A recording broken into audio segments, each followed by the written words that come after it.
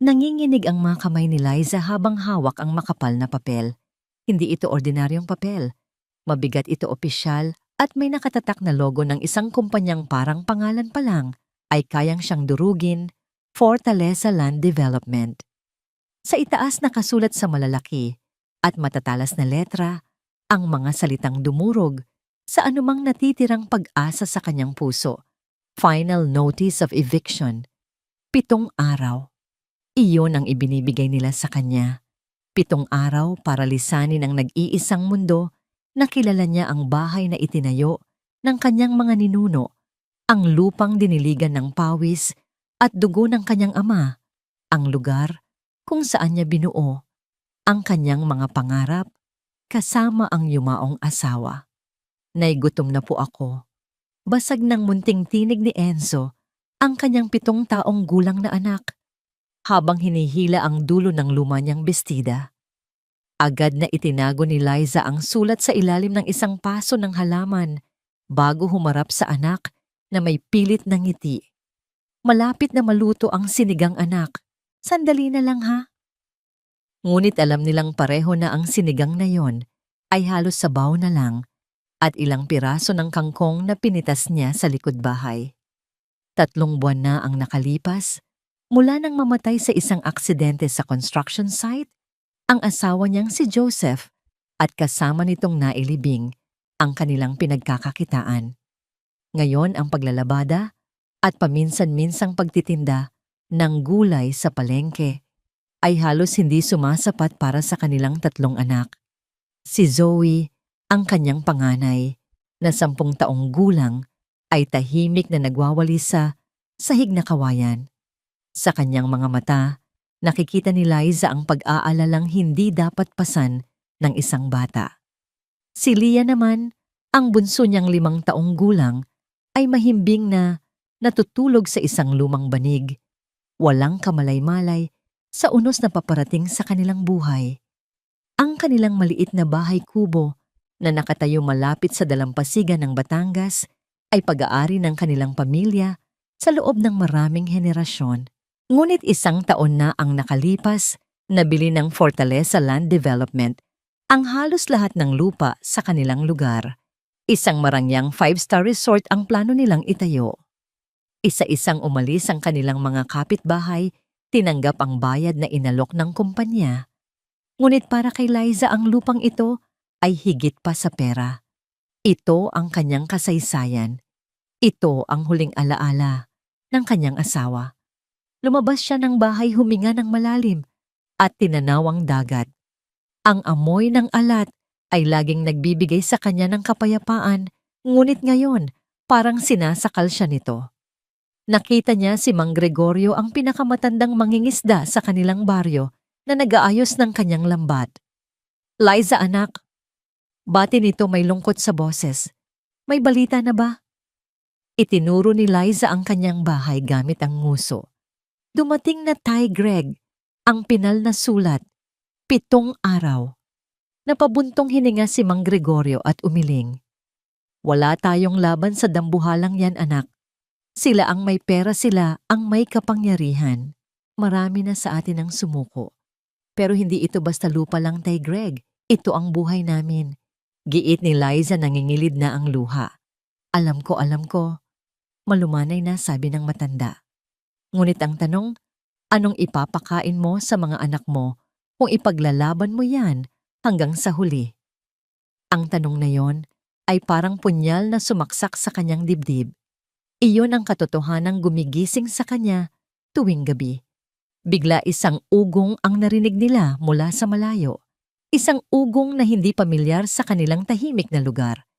Habang papalapit ito ay lumalakas at di nagtagal, isang makinang na itim na SUV ang lumitaw sa baku-bakong daan. Kumikinang ito sa ilalim ng sikat ng araw, isang halimaw na bakal na hindi nababagay sa payak nilang kapaligiran.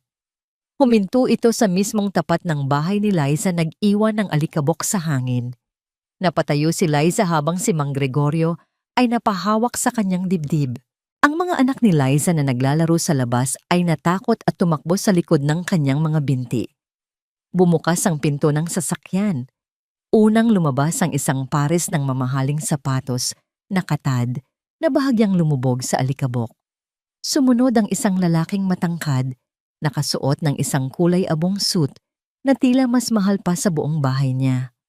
Ang buhok niya ay maayos na nakasuklay pa atras at ang kanyang mukha ay tila inukit sa bato, matigas walang emosyon. Ito si Adrian Fortaleza, ang CEO ng kumpanya. Nakita na ni Liza ang litrato niya sa dyaryo, pero sa personal, mas nakakatakot ang kanyang presensya. Hindi niya pinansin ang mga bata o si Mang Gregorio. Ang kanyang mga mata, na kasing lamig ng bakal, ay direktang nakatuon kay Liza. Sabi niya, ang kanyang boses ay malalim at walang anumang bahid ng pakikiramay. I assume you received the final notice. Tumango si Liza, pinipigilan ng sarili na magpakita ng takot. Itinaas niya ang kanyang baba. Nakatanggap ako ng papel. Hindi ng paanyaya para bisitahin mo ang aking tahanan. Isang bahagyang pagtaas ng kilay lang ang isinagot ni Adrian. I am here to ensure that you understand the gravity of the situation. This is not a negotiation. The project will proceed as scheduled. At paano kami? Sumbat ni Liza, ang kanyang boses ay nagsisimulang manginig sa galit at kawalan ng pag-asa. Paano ang mga anak ko? Itatapon niyo na lang kami na parang basura. That is not my concern. Malamig niyang tugon. The law is on my side. I bought this land legally. Binigyan ko kayo ng sapat na panahon at alok na mas mataas pa sa halaga ng lupa ninyo. Hindi na bibili ng pera ang lahat, Ginoong Fortaleza. Halos pabulong na, sabi ni Liza. Ang tahanan na ito, dito namatay ang asawa ko. Dito unang tumawa ang bunso ko. Bawat sulok nito ay may alaala. Sa unang pagkakataon, tila may nagbago sa mga mata ni Adrian. Isang saglit na kislap ng isang bagay na hindi mabasa ni Liza. Ngunit nawala rin ito agad. Memories don't build economic zones, ma'am. Sabi niya habang inaayos ang kanyang mamahaling relos. I am giving you 7 days. If the property is not vacated by then, my team will proceed with the demolition, with or without your cooperation. Tumalikod na siya at nagsimulang maglakad pabalik sa kanyang sasakyan na para bang tapos na ang usapan at si Liza ay isa lamang maliit na aberya sa kanyang malaking plano. Ang pag-alis niya ay kasing bilis ng kanyang pagdating. Iniwan silang nilalamon ng alikabok at ng bigat ng kanyang mga salita. Niyakap ni Liza ang kanyang mga anak. Ang mga luhang kanina pa niya pinipigilan ay malaya nang bumagsak sa kanilang mga buhok. Nakatingin siya sa papalayong sasakyan, isang itim na tuldok sa abot tanaw na kumakatawan sa lahat ng kanyang kinatatakutan. 7 araw, bulong niya sa hangin. Ang mga salitang iyon ay umalingaw sa kanyang isipan, isang hatol na nagbabadya ng katapusan ng lahat ng mayroon siya. Pagkaalis ng itim na SUV, ang alikabok na iniwan nito ay dahan-dahang bumagsak na, tila kumot ng abo na tumabon sa kanilang pag-asa. Nananatiling nakayakap si Liza sa kanyang 2 anak, habang ang bunso niyang si Leah ay kumawala at humakbang pasulong. Tumingala ang bata sa landas, na tinahak ng sasakyan. Ang kanyang mga mata ay puno ng inosenteng pagtataka. Humarap siya sa kanyang ina at nagtanong sa matinis nitong boses, isang tanong na simple ngunit kasing bigat ng bato. Nay, bakit po niya kukunin ang bahay natin? Masama po ba tayong tao? Ang tanong na yon ang tuluyang nagpabagsak sa lahat ng pader na itinatayo ni Liza. Lumuhod siya at niyakap ng mahigpit ang bunso. Hindi, anak. Hindi tayo masama.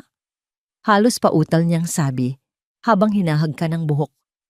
Buhok nito na amoy araw. Hindi ko hahayaang mawala ang bahay natin, pangako. Ngunit sa loob-loob niya ang pangakong iyon ay hungkag. Sa loob ng marangyang sasakyan, ang katahimikan ay halos nakakabingi.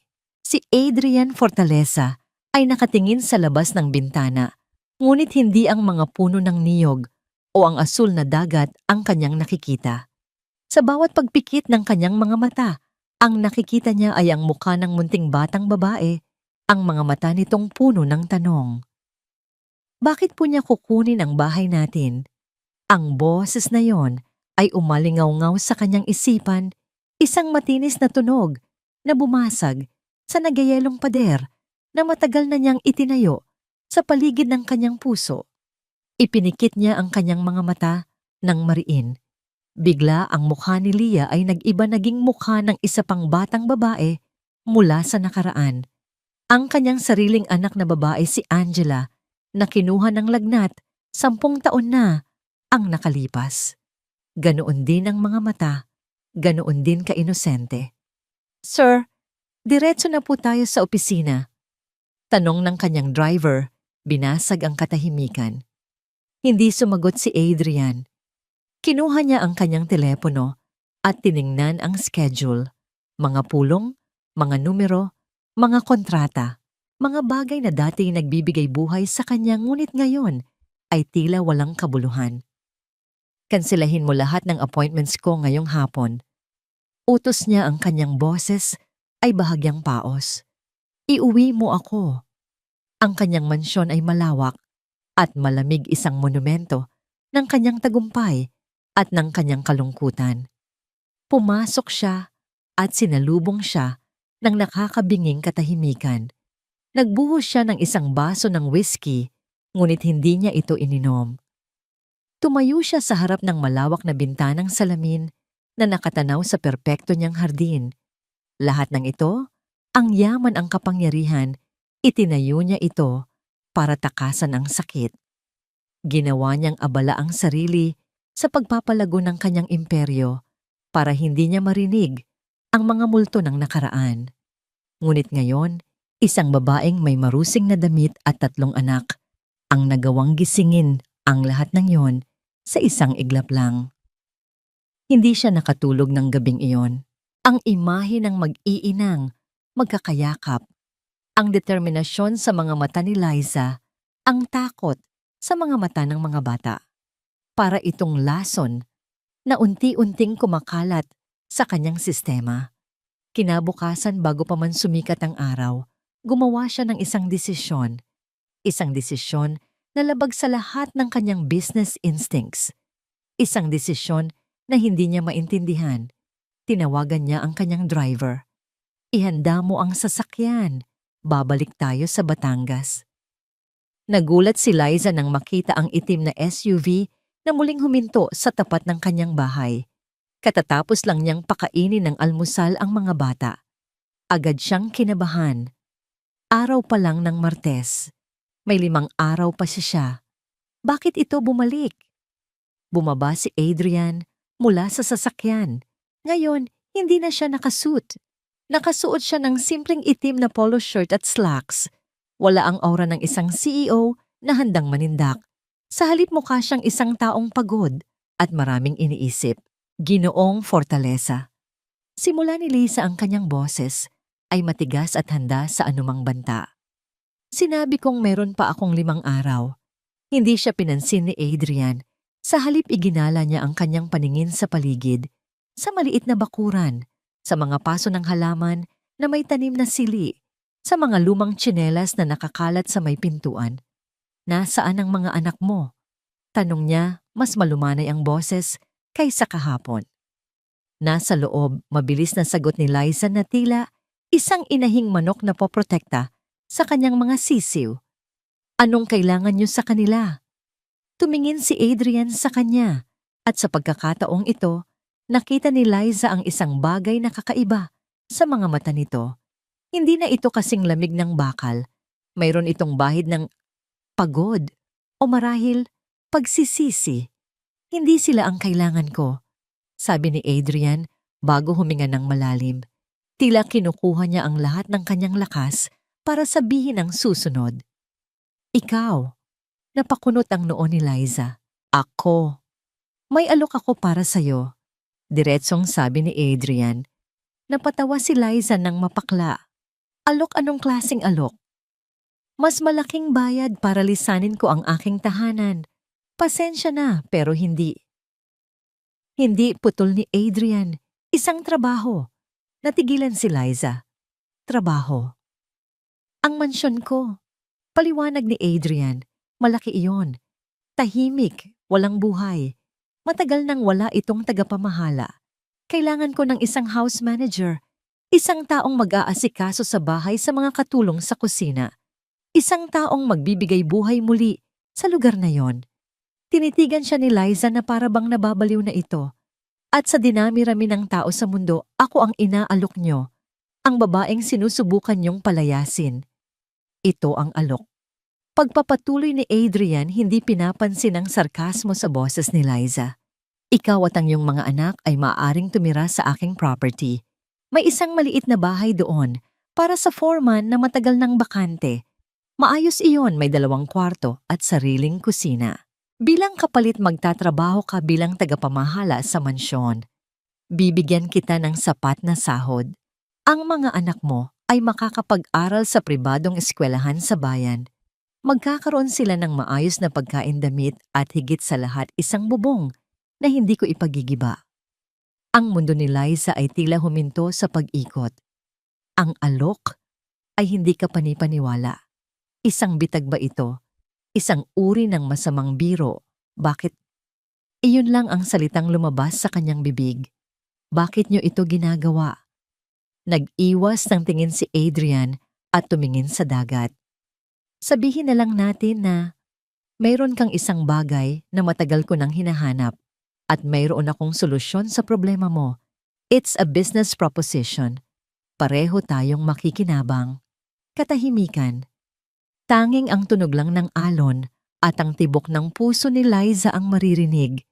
Tiningnan niya ang pinto ng kanyang bahay kubo kung saan naroon ang kanyang mga anak, ang kanyang buong mundo. Inisip niya ang kanilang mga tiyan, na walang laman ang kanilang kinabukasan, na walang kasiguraduhan. Ang lalaking ito, ang kanilang kalaban. Ang demonyong sumisira sa kanilang buhay. Ngunit ngayon, inaabutan siya nito ng isang lubid para makaahon sa kumunoy. Isang lubid na maaaring may lason. Pag-isipan mo, sabi ni Adrian bago tumalikod. Babalik ako bukas para sa iyong sagot. Naiwan si Liza na nakatayo roon, tulala habang ang alok ng lalaki ay umuulit-ulit sa kanyang isipan. Isang alok na maaaring maging kanilang kaligtasan o ang simula ng isang mas malalang bangungot. Ang desisyon ay nasa kanyang mga kamay at hindi niya alam kung alin ang mas nakakatakot, ang tumanggi o ang pumayag.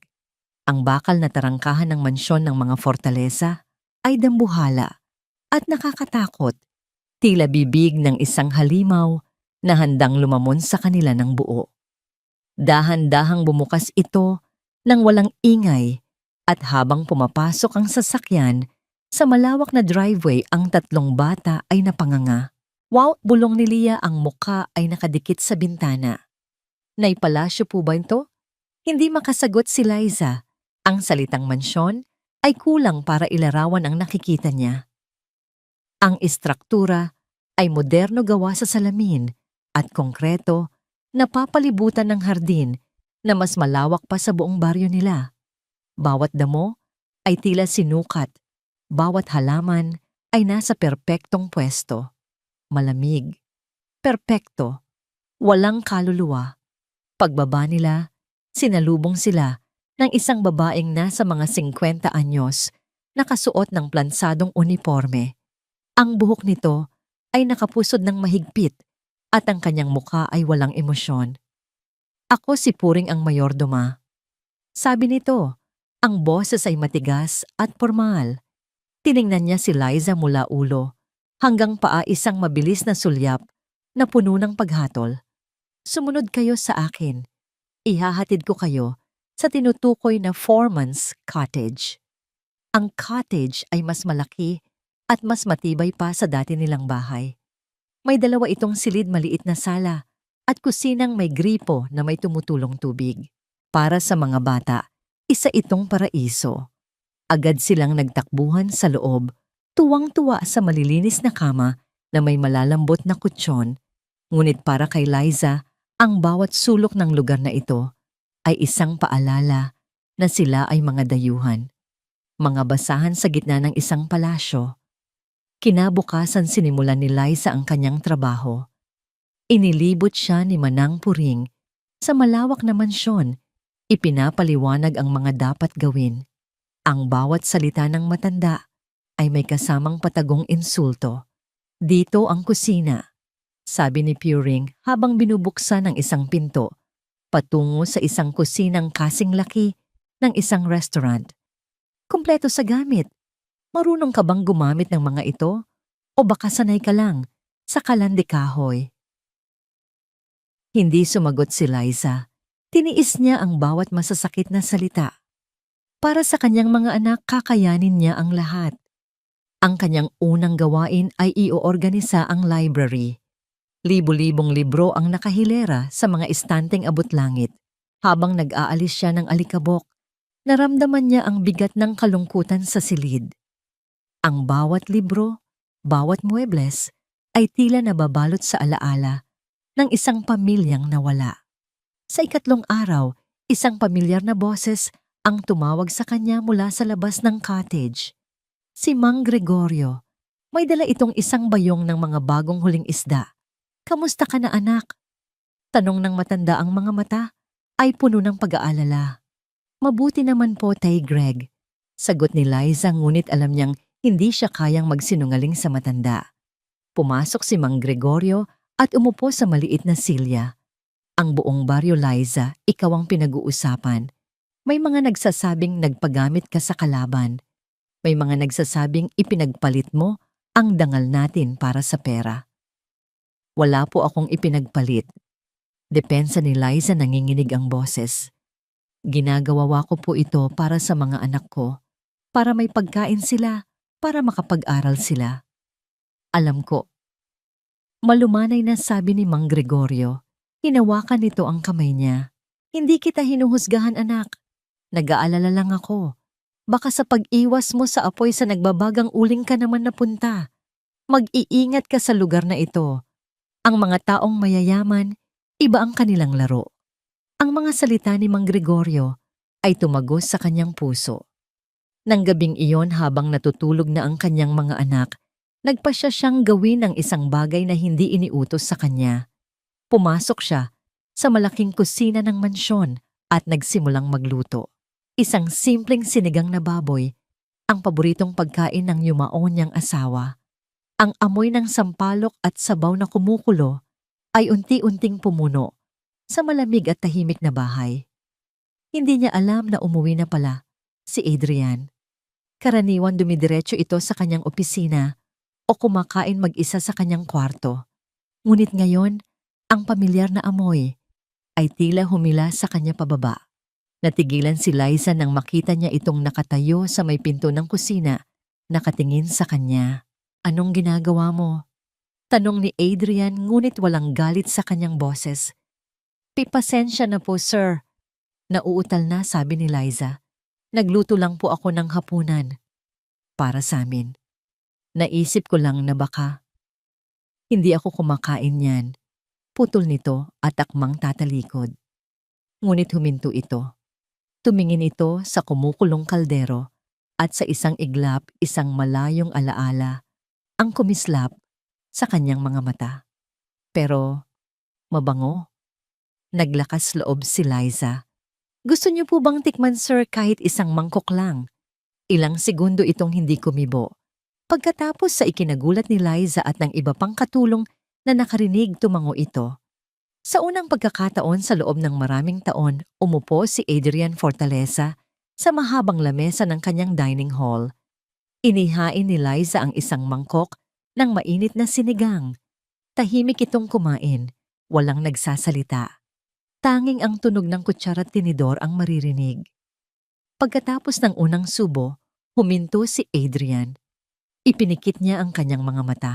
Nang imulat niya ito, tumingin siya kay Liza. Walang salitang namutawi sa kanyang bibig, ngunit sapat na ang nakita ni Liza sa kanyang mga mata, isang pagkasabik sa isang bagay na matagal nang nawala. Isang paghahanap sa init ng isang tunay na tahanan. Humigop siyang muli, at muli hanggang sa maubos ang laman ng mangkok.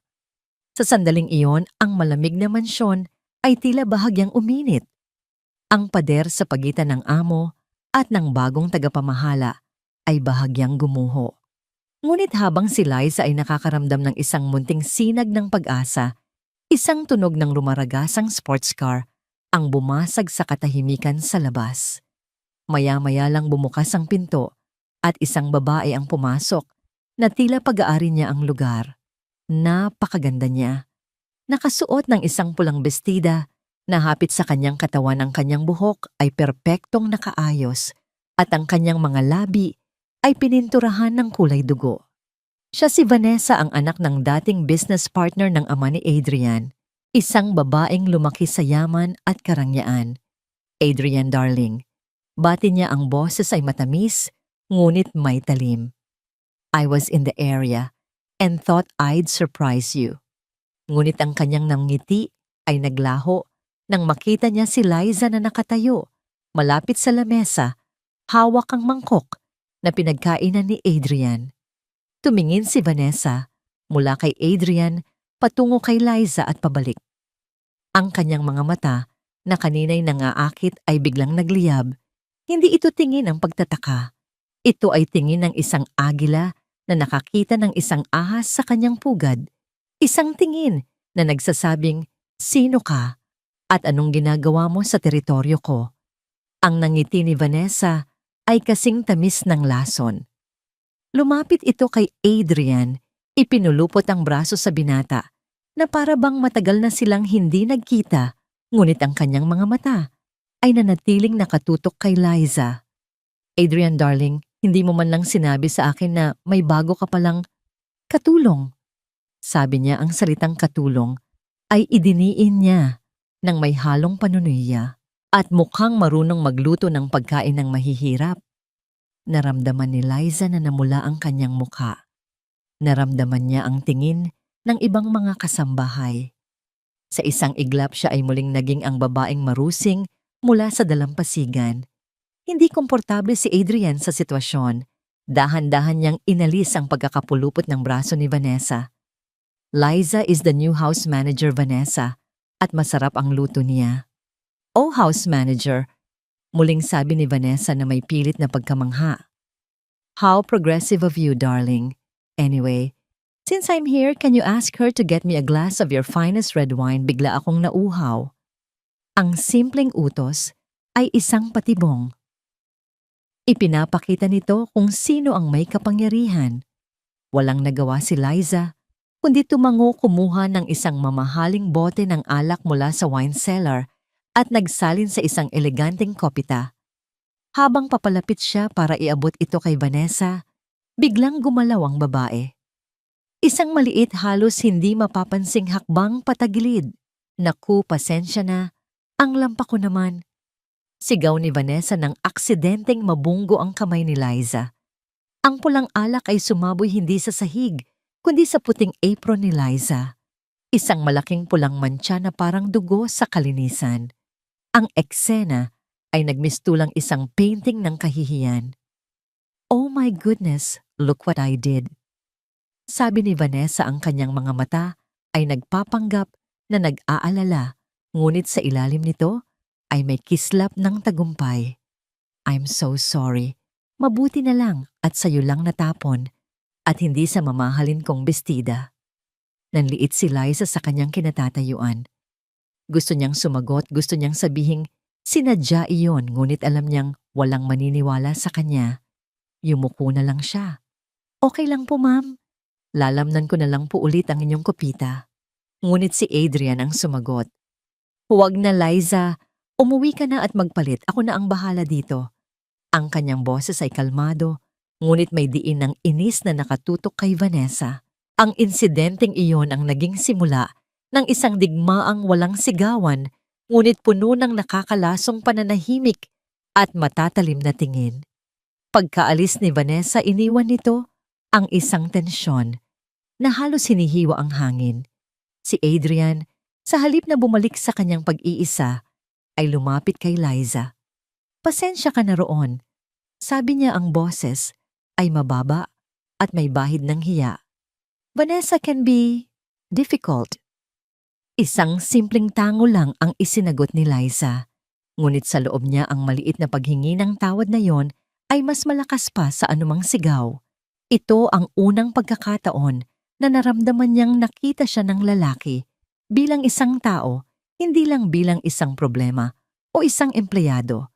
Sa mga sumunod na linggo, isang hindi inaasahang routine ang nabuo. Si Adrian ay nagsimulang umuwi ng mas maaga. Hindi na siya nagkukulong sa kanyang opisina. Madalas makikita niya itong nakatayo sa may hardin tahimik na pinapanood ang mga bata habang naglalaro. Isang hapon nakita ni Liza si Enzo na nakakunot ang noo habang nakaharap sa kanyang notebook ng math. Lumapit si Adrian sa bata. "May problema ba, kampiyon?" "Hindi ko po maintindihan, sir," sabi ni Enzo na hihiya. Sa ikinagulat ni Liza, umupo si Adrian sa tabi ng kanyang anak. Kinuha nito ang lapis at sa isang malinis na papel, matiyagan nitong ipinaliwanag ang leksyon sa paraang maiintindihan ng isang bata. Pinapanood sila ni Liza mula sa bintana ng kusina. Ang kanyang puso ay sabay na pinipiga at pinapalambot. Ang lalaking muntik nang magwasak sa kanilang tahanan ay siya ngayong nagtatayo ng pundasyon ng kaalaman para sa kanyang anak. Ang pinakabumabali sa kanyang puso ay ang unti-unting paglapit ni Leah kay Adrian. Isang gabi, habang nagbabasa si Adrian ng mga papeles sa sala, lumapit ang bunso na may dalang picture book. "Basahan mo ko, Tito Pogi," sabi ni Leah gamit ang pangalang siya mismo ang nag-imbento. Natigilan si Adrian. Ang kanyang buong katawan ay nanigas. Matagal siyang nakatitig sa libro na para bang isa itong ahas. Ngunit nang tumingala siya at makita ang nag-aabang na mga mata ni Leah, isang bagay sa loob niya ang sumuko. Kinuha niya ang libro, kinandong ang bata. At sa isang boses na malalim, ngunit dahan-dahan, nagsimula siyang magbasa. Narinig ni Liza ang lahat mula sa pasilyo. Ang boses ni Adrian, na karaniwang puno ng awtoridad at lamig, ay naging malumanay. Bawat salita ay binibigkas niya ng may pag-iingat na para bang isang sagradong ritual. Napasandal si Liza sa pader, hindi namamalayang may mga luha na palang dumadaloy sa kanyang pisngi. Mga luhang dala ng pasasalamat, pagkalito, at isang damdaming mapanganib na hindi niya dapat maramdaman. Ngunit hindi lang si Liza ang nakapansin sa mga pagbabagong ito. Si Manang Puring at ang ilang mga kasambahay na matapat kay Vanessa ay nagmamasid din. At si Vanessa na palaging nakakahanap ng dahilan para dumalaw ay nakita ang lahat. Nakita niya ang paraan ng pagtingin ni Adrian sa mga bata. Nakita niya ang unti-unting paglambot sa mga mata nito kapag nasa paligid si Liza. At nagsimula siyang maghasik ng lason. "Kawawa naman si Sir Adrian," maririnig ni Liza na ibinubulong ni Vanessa sa mga katulong habang nagkakape sa hardin.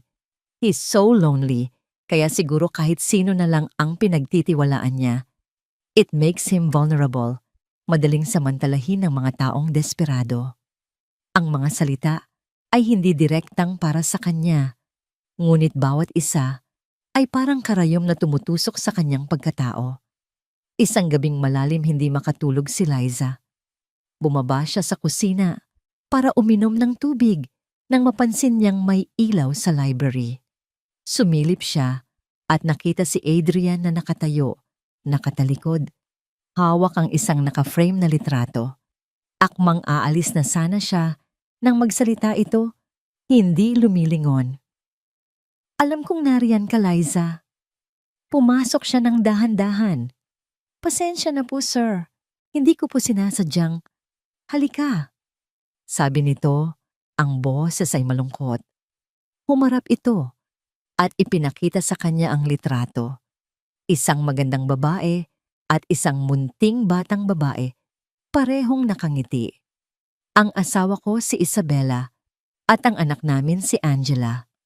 Napakaganda po nila," tanging nasabi ni Liza. 10 taon na, bulong ni Adrian na para bang sa sarili lang niya sinasabi. 10 taon na pero parang kahapon lang. 1 linggo lang ang pagitan nila. complications from childbirth para kay Isabella, at isang biglaang lagnat para kay Angela. Sa isang iglap na wala silang pareho. Sa pagkakataong yon, hindi si Adrian Fortaleza, ang makapangyarihang CEO, ang nakikita ni Liza.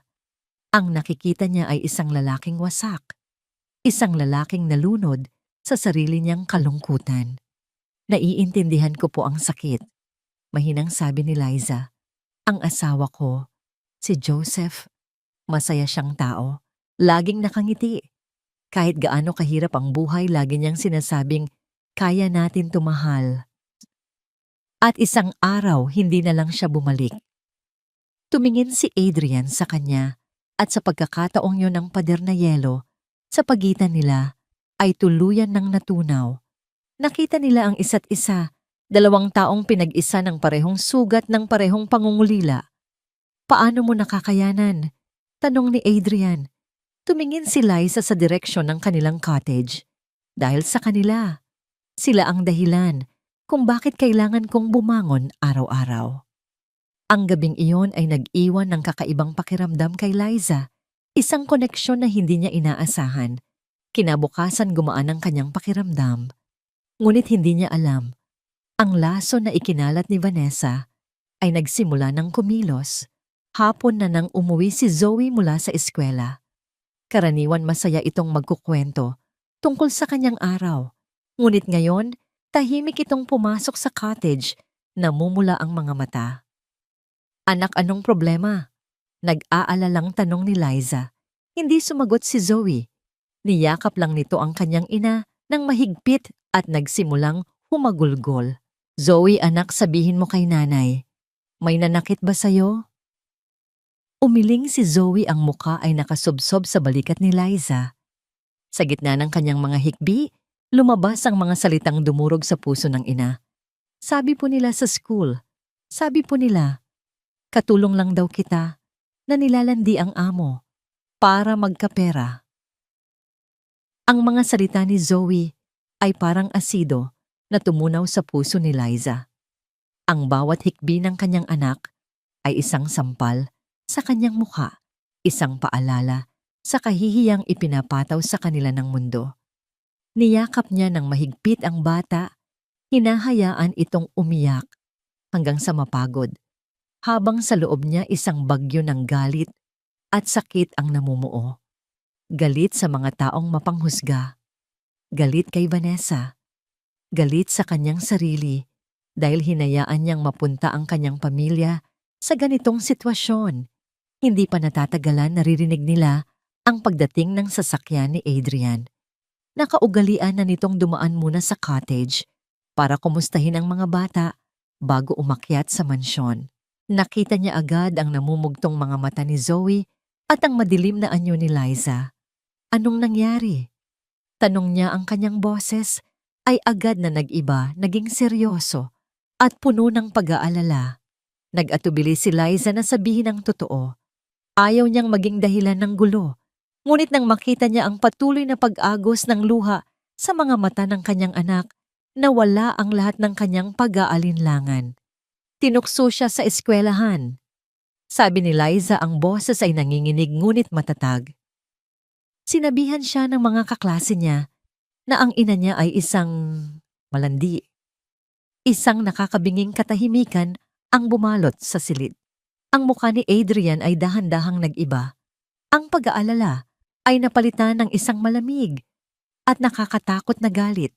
Ang kanyang mga panga ay nagtiim at ang kanyang mga mata na sa mga nakaraang linggo ay lumambot ay muling naging kasing talim ng bakal. Sino ang nagsabi? Mariin niyang tanong. Hindi na mahalaga kung sino, sabi ni Liza. Ang mahalaga ay ang epekto sa anak ko. Mahalaga kung sino, giit ni Adrian bago tumalikod at naglakad palabas. Ako na ang bahala rito. Kinabukasan, isang bagay na hindi inaasahan ang nangyari. Dumating si Adrian sa pribadong paaralan sakay ng kanyang itim na SUV. Naglakad siya papasok sa opisina ng prinsipal na may awtoridad na hindi matatawaran. Walang nakakaalam kung ano ang eksaktong pinag-usapan nila. Ang tanging narinig ng mga guro ay ang kalmado ngunit may diin na boses ni Adrian na nagsasabing, "Hindi ko papayagan na ang paaralang ito ay maging lugar ng bullying at paninirang puri, lalo na kung ang sangkot ay pamilya ng isang taong nasa ilalim ng aking proteksyon." Nang hapong iyon, isang formal na paghingi ng tawad ang ginawa ng mga batang nanukso kay Zoe sa harap ng kanilang klase at ng kanilang mga magulang. Ang balita ay kumalat na parang apoy. Si Adrian Fortaleza, ang taong kinatatakutan ng lahat, ay personal na ipinagtanggol ang anak ng kanyang house manager. Ang kilos na yon ay isang deklarasyon. Para kay Liza ito ay isang nakakalito, ngunit hindi maikakailangang pagpapakita ng malasakit. Para kay Vanessa, ito ay isang direktang sampal sa kanyang mukha. Naintindihan niyang hindi na ito simpleng pagtulong lang. May mas malalim nang nangyayari. Dumating ang tag-ulan. Ang malalakas na buhos ng ulan ay tila naghuhugas sa alikabok ng tag-araw, ngunit kasabay nito ay nagdadala ng kakaibang kalungkutan. Isang gabing Biyernes, habang mahimbing nang natutulog ang mga bata, isang malakas na kulog ang yumanig sa buong kabahayan na sinundan ng biglaang pagkawala ng kuryente. Ang buong mansyon ay binalot ng kadiliman. Kumuha si Liza ng kandila at sinindihan ito. Habang tinitingnan niya ang apoy, naalala niya ang mga gabing ganito kasama si Joseph kung kailan sila ay magkukwentuhan lang sa ilalim ng liwanag ng gasera. Isang pamilyar na kirot ang gumuhit sa kanyang puso. Biglang bumukas ang pinto ng cottage. Si Adrian, basa ang kanyang buhok at damit. "Liza, okay lang kayo?" "Okay lang kami, sir. Sanay kami sa ganito." "Huwag mo na akong tawaging sir." Sabi nito, ang boses ay bahagyang iba sa dilim. "Adrian," tumango lang si Liza. Ang liwanag ng kandila ay lumilikha ng mga anino sa mukha ni Adrian, nagpapalambot sa kanyang matitigas na tampok. "Kumain ka na ba?" tanong ni Liza. Umiling ito. "Hindi pa. Galing ako sa isang meeting. Nawalan ng kuryente sa buong lugar. May natira pa akong adobo. Gusto mo?" Naupo sila sa maliit na lamesa sa harap ng isang plato ng adobong manok at kanin sa ilalim ng nag-iisang liwanag ng kandila. Ang ulan sa labas ay malakas na tila lumilikha ng isang maliit na mundo para lamang sa kanilang dalawa. Nagkwentuhan sila tungkol sa mga pangarap ni Liza para sa kanyang mga anak. Tungkol sa kalungkutan ni Adrian sa kanyang malaking bahay. Walang halong pagkukunwari, walang pader sa pagitan ng amo at empleyado. Dalawang kaluluwa lang na naghahanap ng koneksyon. "Hindi ko alam kung anong nangyayari sa akin, Liza." Pag-amin ni Adrian, ang kanyang mga mata ay nakatitig sa apoy ng kandila. "Sa loob ng 10 taon ang buhay ko ay numero at kontrata lang. Ngayon hinahanap-hanap ko ang pag-uwi. Hinahanap ko ang ingay ng mga anak mo. Hinahanap kita." Ang kanyang huling mga salita ay parang isang bulong, ngunit umalingaw-ngaw ito sa buong pagkatao ni Liza. Itinaas niya ang kanyang tingin at sinalubong ang mga mata nito. Sa liwanag ng kandila, nakita niya ang isang bagay na matagal na niyang hindi nakikita sa mga mata ng isang lalaki. Isang pagtingin na puno ng paghanga, respeto at isang malalim na pangungulila.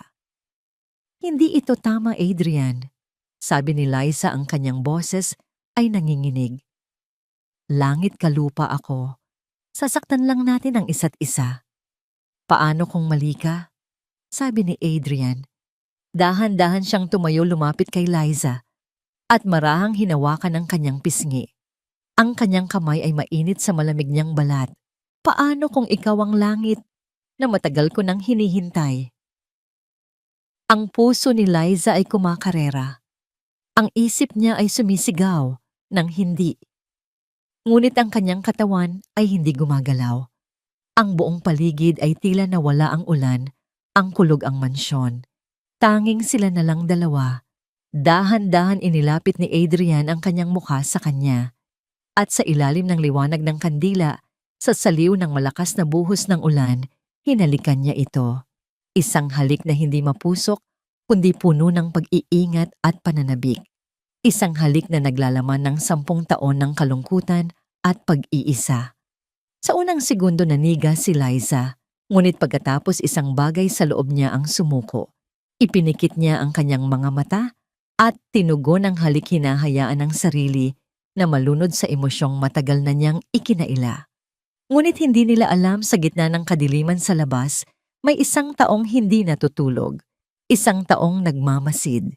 Si Vanessa na umalis kanina lang dahil sa ulan ay napilitang bumalik dahil may naiwan siyang importanteng gamit.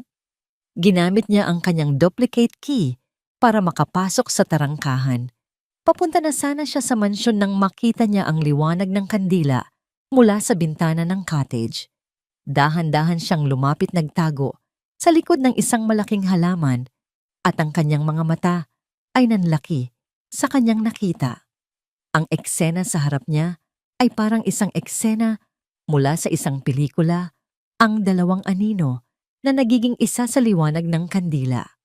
Mabilis niyang kinuha ang kanyang cellphone, itinaas ito nag-focus at sa eksaktong sandali na ang kanilang mga labi ay magkadikit, isang halos walang ingay na click ang narinig. Mayroon na siyang ebidensya.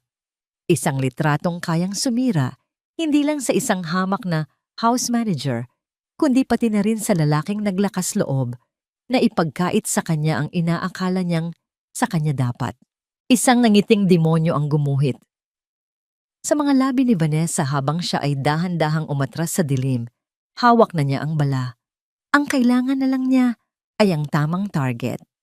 At alam na niya kung sino iyon.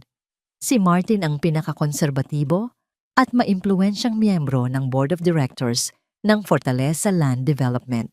Ang umaga pagkatapos ng halik ay dumating na may kasamang kakaibang bigat. Ang ulan ay tumila na at ang sikat ng araw ay tila mas matalim. Para kay Liza ang bawat sulok ng mansyon ay isang paalala ng nangyari. Isang lihim na pareho nilang ayaw pag-usapan ngunit hindi rin nila kayang kalimutan. Nag-iwasan sila ng tingin ni Adrian. Ang dating namumuong koneksyon ay napalitan ng isang mahirap na katahimikan na puno ng mga tanong at takot. Samantala sa isang mamahaling coffee shop sa Maynila, inilatag ni Vanessa ang kanyang bitag. "Martin, tito." Sabi niya kay Martin, isang lalaking nasa mga 60 anyos na may buhok na halos puti na at salamin na nagpapahiwatig ng kanyang pagiging istrikto. "Nag-aalala lang talaga ako para kay Adrian." "Anong ibig mong sabihin, Hija?" Tanong ng matandang lalaki habang humihigop ng kape. Alam naman nating lahat kung gaano siya nagdusa at ngayon, tila naliligaw siya ng landas. Malungkot na sabi ni Vanessa. Maingat niyang inilabas ang kanyang telepono. "Ayoko sanang ipakita ito sa iyo, tito, pero bilang isang taong may malasakit sa kumpanya at sa pamangkin ko, kailangan mong malaman." Ipinakita niya ang litrato. Malabo ito kuha mula sa malayo, ngunit ang mensahe ay malinaw. Ang anino ni Adrian at ng isang babae. Magkalapat ang mga labi sa liwanag ng kandila. Napaubos si Martin. Muntik na niyang maibuga ang kanyang kape. Sino? Sino ang babaeng yan? Ang bagong house manager niya. Malumanay na sagot ni Vanessa na tila isang inosenteng tagapagbalita. Ang babaeng pinapalayas niya dati. Ang biyudang may 3 anak. Ang mukha ni Martin ay namula sa galit. Isang eskandalo. Hindi ito katanggap-tanggap. Ang proyektong resort ay nakasalalay sa imahe ng kumpanya, sa reputasyon ni Adrian. Anong sasabihin ng mga invitor kung malaman nila ito? Iyon nga po ang kinatatakutan ko, tito.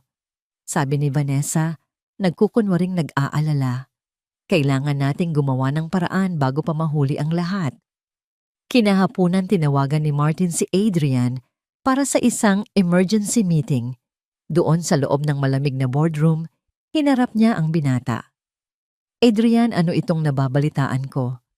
Sigaw ni Martin, inilapag ang isang nakaprint na kopya ng litrato sa lamesa. Isang relasyon sa isang empleyado, sa isang babaeng. Hindi natin kalibel pinapahamak mo ang pangalan ng pamilya at ang kinabukasan ng kumpanya. Nagulat si Adrian, yan hindi dahil sa litrato, kundi dahil sa bilis ng pagkalat nito.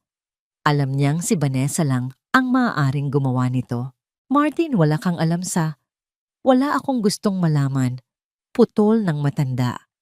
Ayusin mo ito, Adrian. Alisin mo ang babaeng yan sa pamamahay mo at sa buhay mo. Kung hindi, mapipilitan akong magpatawag ng board meeting para pag-usapan ang iyong competence bilang CEO. Ang banta ay malinaw. Ang kinabukasan ng kumpanya, ang proyektong pinaghirapan niya ay nakasabit sa isang sinulid. Ang lason ay hindi huminto doon. Tiniyak ni Vanessa na ang tsismis ay aabot hanggang sa pinakamababang antas ng lipunan. Ang dating mga kapitbahay ni Liza na may inggit sa magandang buhay nito ay madaling naging mga instrumento. Araw ng Sabado, Palengke Day. Nagpaalam si Liza kay Adrian na mamamalengke siya sa bayan para ipagluto ang mga bata ng kanilang mga paborito. Ito ang una niyang paglabas sa komunidad mula nang lumipat siya. Habang naglalakad siya sa masikip at maputik na pasilyo ng palengke, naramdaman niya agad ang pagbabago. Ang mga dating bumabati sa kanya ay umiiwas ng tingin. Ang iba ay nagbubulungan habang siya ay dumadaan. Ayan na siya. Ang swerte naman, no? Isang kindatlang asenso agad. Naku, hindi na yan swerte, te. Diskarte ang tawag dyan. Gamitin ang pagiging biyuda. Pinilit ni Liza na huwag pansinin ang mga salita. Itinuon niya ang kanyang pansin sa pagpili ng gulay, ngunit habang nagbabayad siya sa isang tinderang dati niyang kaibigan, hinarang siya ng isang grupo ng mga babae. Pinangungunahan ito ni Aling Nita, isang kilalang tsismosa sa kanilang lugar na may utang na loob kay Vanessa dahil tinulungan nito ang kanyang anak noon. Uy, si Liza ang reyna ng mansyon. Malakas na sabi ni Aling Nita para marinig ng lahat. Kamusta na ang buhay mayaman? Masarap ba ang tulog sa malambot na kama? Lalo na kung may katabi. Nagtawanan ng mga kasama nito. Wala kayong karapatang pagsalitaan ako ng ganyan. Matigas na sabi ni Liza, mahigpit ang hawak sa kanyang bayong. Aba, nagalit ang madam. Pang-aasar ni Aling Nita. Lumapit ito sa kanya, halos idikit ang mukha nito. Makinig ka, Liza. Akala mo kung sino ka na. Huwag mong isipin na dahil nakatira ka sa mansyon, isa ka na sa kanila. Sa mata namin, isa ka pa ring hamak na byuda na ahas. Inahas mo ang dapat ay para kay Ma'am Vanessa. Hindi totoo yan, sigaw ni Liza. Hindi totoo, sabi ni Aling Nita. At bigla may inilabas itong putik mula sa isang balde sa tabi ng tindahan ng isda. Para sa mga katulad mong makapal ang mukha, eto ang bagay sa'yo. At akmang ipapahid nito ang putik sa mukha ni Liza ng isang bagay sa loob ni Liza ang sumabog. Ang lahat ng sakit, ang lahat ng kahihiyan, ang lahat ng pagtitimpi, lahat ay nawala. Binitiwan niya ang kanyang bayong. Sa tabi niya ay may isang nagtitinda ng palamig na may malaking balde ng malamig na tubig na may yelo. Walang pag-aalinlangan kinuha ni Liza ang balde. Splash! Ang buong laman ng balde, ang malamig na tubig at mga piraso ng yelo ay bumuhos sa ulo ni Aling Nita. Ang babae ay natigilan basang-basa, nanginginig sa gulat at lamig. Ang buong palengke ay natahimik bago sumabog sa sigawan.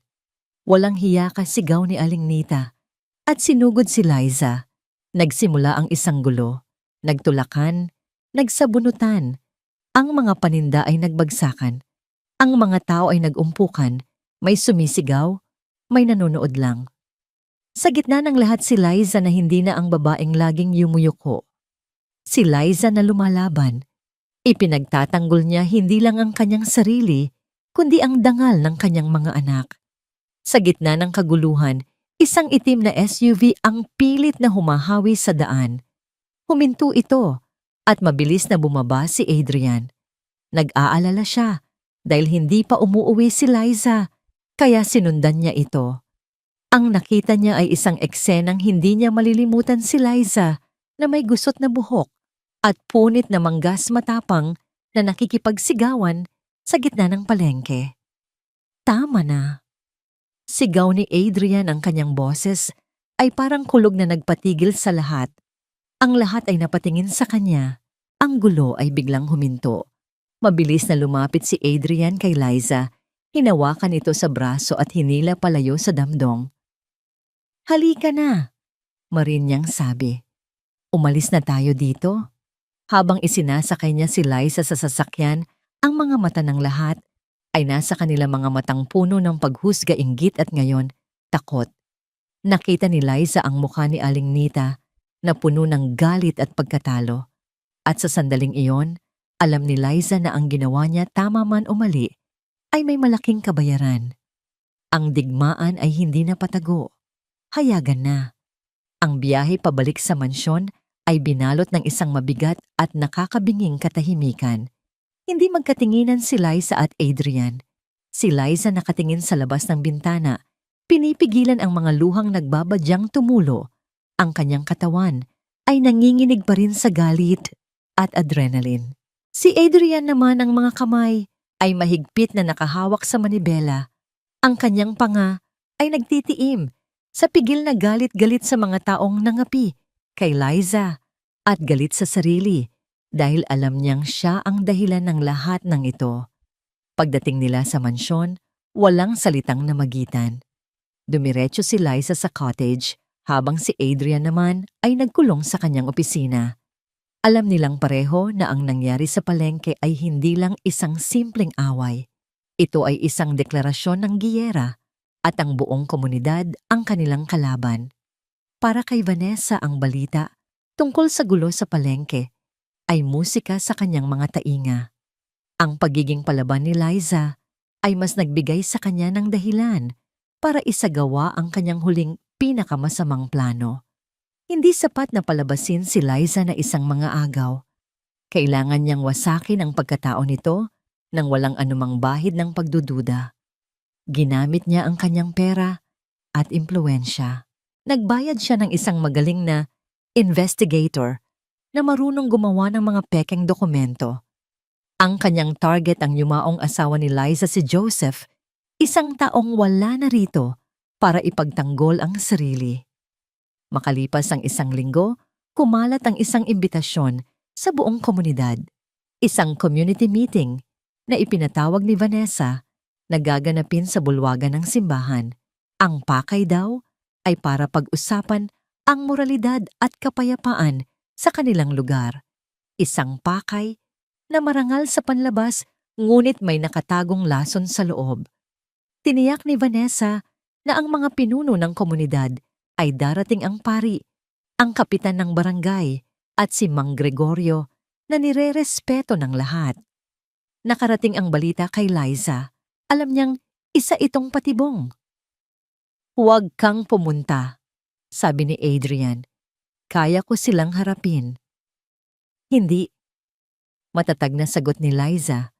Kung ang pangalan ko at ng yumaon kong asawa ang dudungisan nila, haharapin ko sila. Hindi ako magtatago na parang isang duwag. Dumating sila sa simbahan.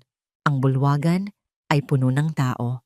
Ang mga bulungan ay huminto nang pumasok si Liza at Adrian. Lahat ng mata ay nakatutok sa kanila, puno ng pag-uusisa at paghusga. Umupo sila sa likuran, ngunit alam nilang sila ang sentro ng atensyon. Tumayo si Vanessa sa harapan, ang kanyang mukha ay puno ng pekeng kabanalan at pag-aalala. Mga kababayan, nagpapasalamat ako sa inyong pagdalo. Ipinatawag ko ang pulong na ito dahil sa isang mabigat na dahilan. May kinalaman ito sa integridad ng ating komunidad at sa isang taong pinagkatiwalaan nating lahat. Ang kanyang mga mata ay direktang tumama kay Liza. May mga impormasyon akong nakalap. Pagpapatuloy niya habang may inaabot sa kanyang katulong na isang folder. Impormasyon tungkol sa nakaraan ni Ginang Liza at ng kanyang yumaong asawa si Ginoong Joseph. Binuksan niya ang folder at nagsimulang maglabas ng mga dokumento. Ayon sa aking investigasyon, si Ginoong Joseph ay hindi ang ulirang asawa na ating inaakala. Siya ay sangkot sa ilegal na sugal. Isang bulungan ng gulat ang kumalat sa mga tao. Napakapit ng mahigpit si Liza sa braso ng upuan. Sinungaling. Gusto niyang isigaw ngunit walang boses na lumalabas. Narito. Sabi ni Vanessa, itinaas ang isang pekeng dokumento na may logo ng pulisya.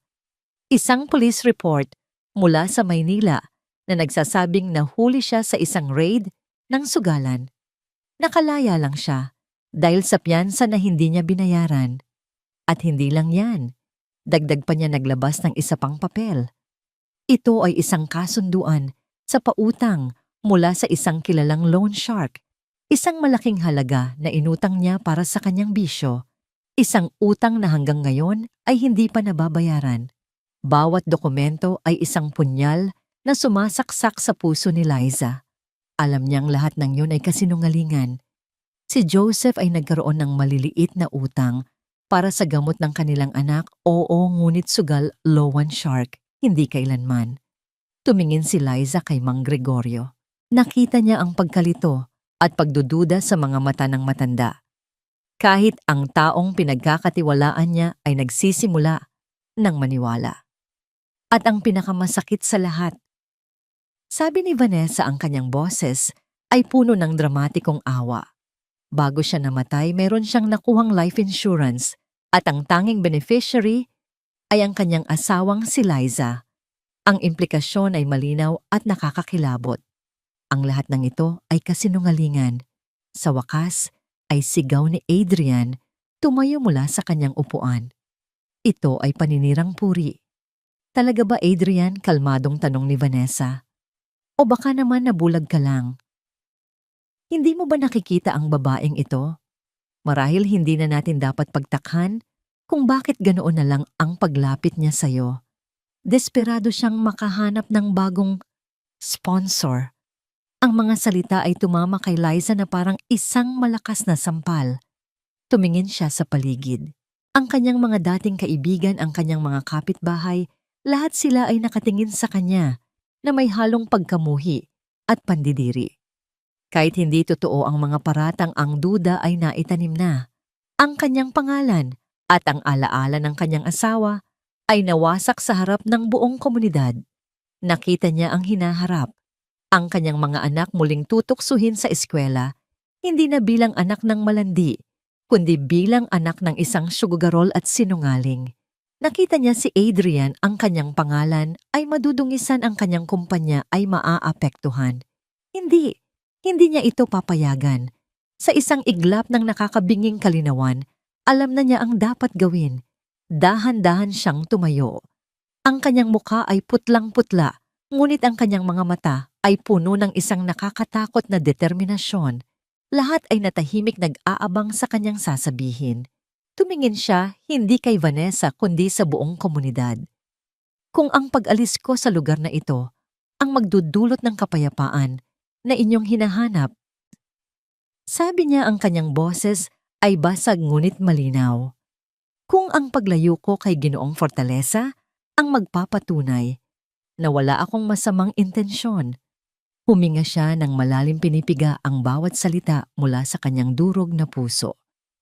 Aalis kami ng mga anak ko, ngayon din. Ang deklarasyon ni Liza ay bumagsak sa bulwagan na parang isang bomba. Natahimik ang lahat, kahit si Vanessa ay natigilan sa bilis ng mga pangyayari. Liza, huwag mong gawin to. Pabulong na sabi ni Adrian, hinawakan ang braso niya. Ngunit marahan itong inalis ni Liza. Tapos na, Adrian. Sabi niya, ang kanyang mga mata ay walang buhay, tila isang basong nabasag na hindi na muling mabubuo. Panalo na sila. Hindi na niya hinintay ang reaksyon ng iba. Tumalikod siya at naglakad palabas ng simbahan. Ang kanyang bawat hakbang ay mabigat na, para bang pasan niya ang lahat ng paghusga ng buong mundo. Sumunod si Adrian, ngunit hindi na niya ito mapigilan. Pagdating nila sa cottage, ang mga bata ay masayang naglalaro, walang kamalay-malay, sa bagyong sumira sa buhay ng kanilang ina. Nang makita sila ni Liza isang bagong lakas, ang kanyang naramdaman, ang determinasyong protektahan sila mula sa lason ng komunidad. Zoe Enzolia, tawag niya ang kanyang boses, ay pilit pinapakalma. Mag-empake kayo ng mga damit nyo. Aalis na tayo. Saan po tayo pupunta, Nay? Tanong ni Zoe may pag-aalala sa kanyang muka. Babalik tayo sa dati nating bahay. Pagsisinungaling ni Liza. Sa totoo lang, wala siyang ideya kung saan sila pupunta. Ang alam lang niya ay kailangan nilang umalis. Pumasok si Adrian, sa cottage ang kanyang muka ay puno ng desperasyon. Liza, pakinggan mo ako. Huwag kang padalos-dalos kasi nungalingan ang lahat ng yon. Maghahanap ako ng paraan para patunayan. Paraan? Mapait na tawa ni Liza. Adrian, nakita mo ang mga tingin nila. Narinig mo sila. Kahit patunayan mo pa na santo si Joseph, ang duda ay naitanim na. Mananatili na kaming tsismis at ayokong lumaki ang mga anak ko sa ganoong kapaligiran. Ayokong maranasan nila ang naranasan ni Zoe. Tapos na. Hindi pa ito tapos. Giit ni Adrian, ang kanyang boses ay tumataas. Hindi ako papayag na tapusin mo ito ng ganito. Kumuha si Liza ng isang piraso ng papel at nagsimulang magsulat. Isang maikling liham ng pasasalamat na may kasamang formal na pagbibitiw sa trabaho. Inilapag niya ito sa lamesa.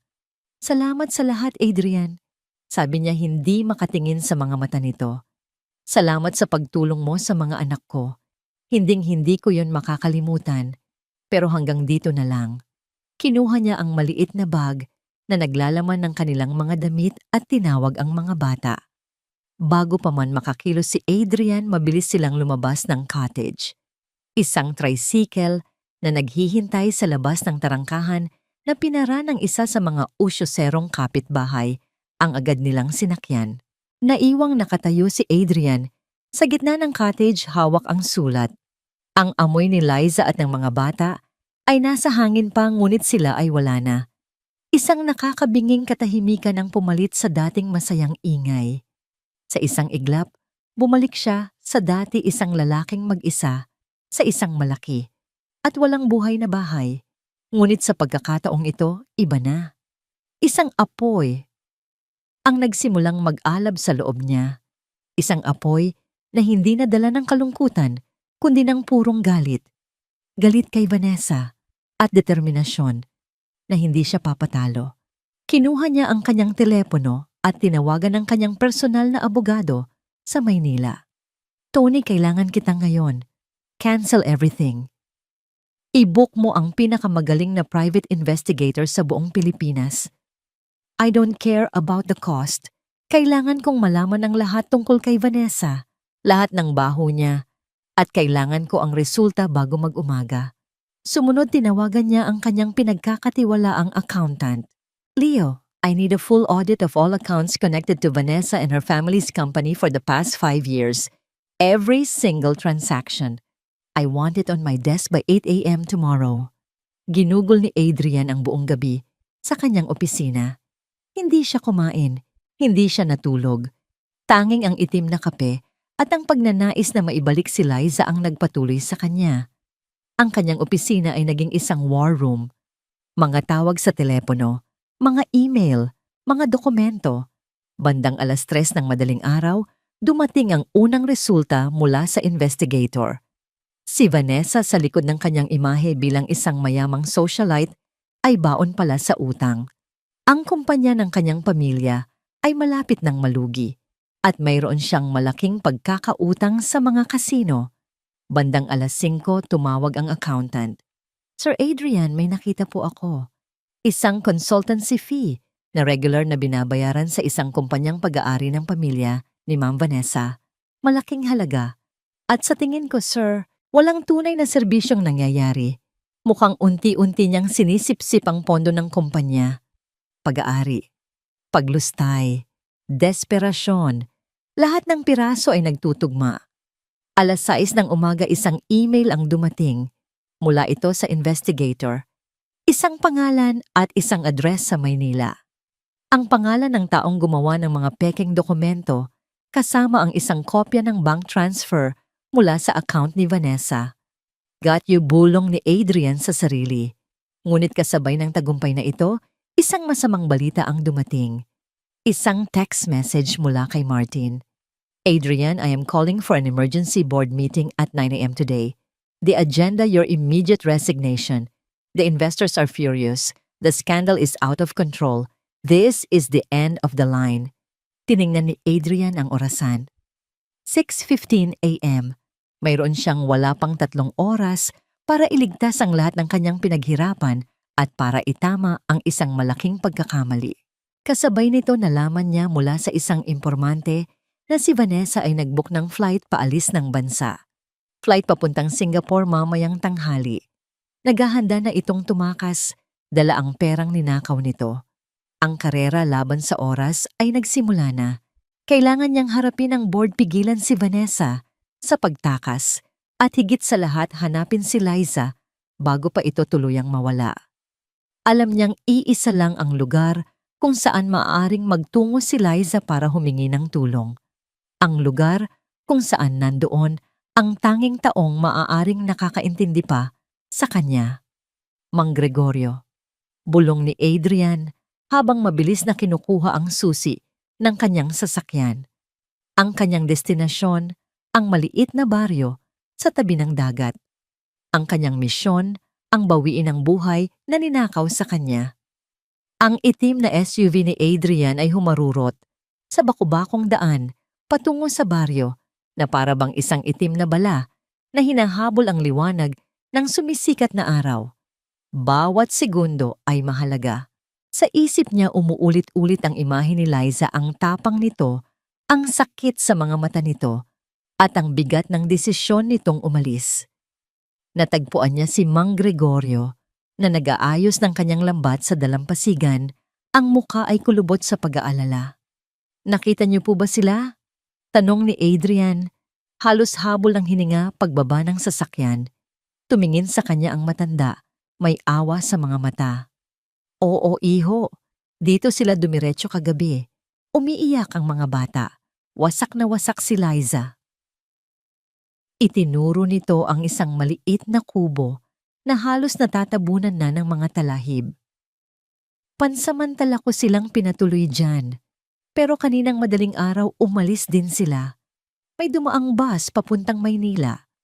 Ayaw na raw niyang maging pabigat pa sa akin. Saan sa Maynila? Mabilis na tanong ni Adrian. Umiling si Mang Gregorio. Hindi niya sinabi. Ang sabi lang niya, magsisimula siyang muli sa lugar na walang nakakakilala sa kanya. Iho, anuman ang namamagitan sa inyo. Totoo ba ang mga paratang laban sa kanya? Tinitigan ni Adrian ang matanda, ang kanyang mga mata ay nag-aalab. Lahat po iyon ay kasinungalingan, isang masamang bitag. At ngayon, papunta ako sa Maynila para patunayan yan. Kung ganoon, sabi ni Mang Gregorio, tumayo ito ng tuwid, sasama ako sayo. Hindi ko hahayaang mag-isa si Liza sa laban na ito. Ako ang kumumbinsi sa kanyang pagtiwalaan ka. Pananagutan ko ito. Samantala, sa ika-40 palapag ng Fortaleza Tower sa Makati, nagsisimula na ang emergency board meeting. Ang hangin sa loob ng boardroom ay malamig at mabigat. Si Martin ang nangunguna sa pulong, ang kanyang mukha ay matigas na parang bato. Si Vanessa nakaupo sa isang tabi bilang concerned party ay nagtataglay ng isang mahinhin ngunit matagumpay ng ngiti. Alam niyang panalo na siya. As you all know, simula ni Martin, we are here to discuss a grave matter. Ang iskandalong kinasasangkutan ng ating CEO si G.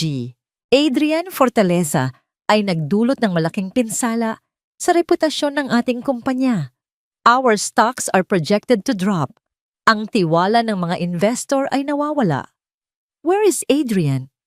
Tanong ng isang board member. He should be here to defend himself. Hindi na niya kailangang dumating. Sagot ni Vanessa, ang boses ay puno ng pekeng lungkot. Alam nating lahat na totoo ang mga akusasyon.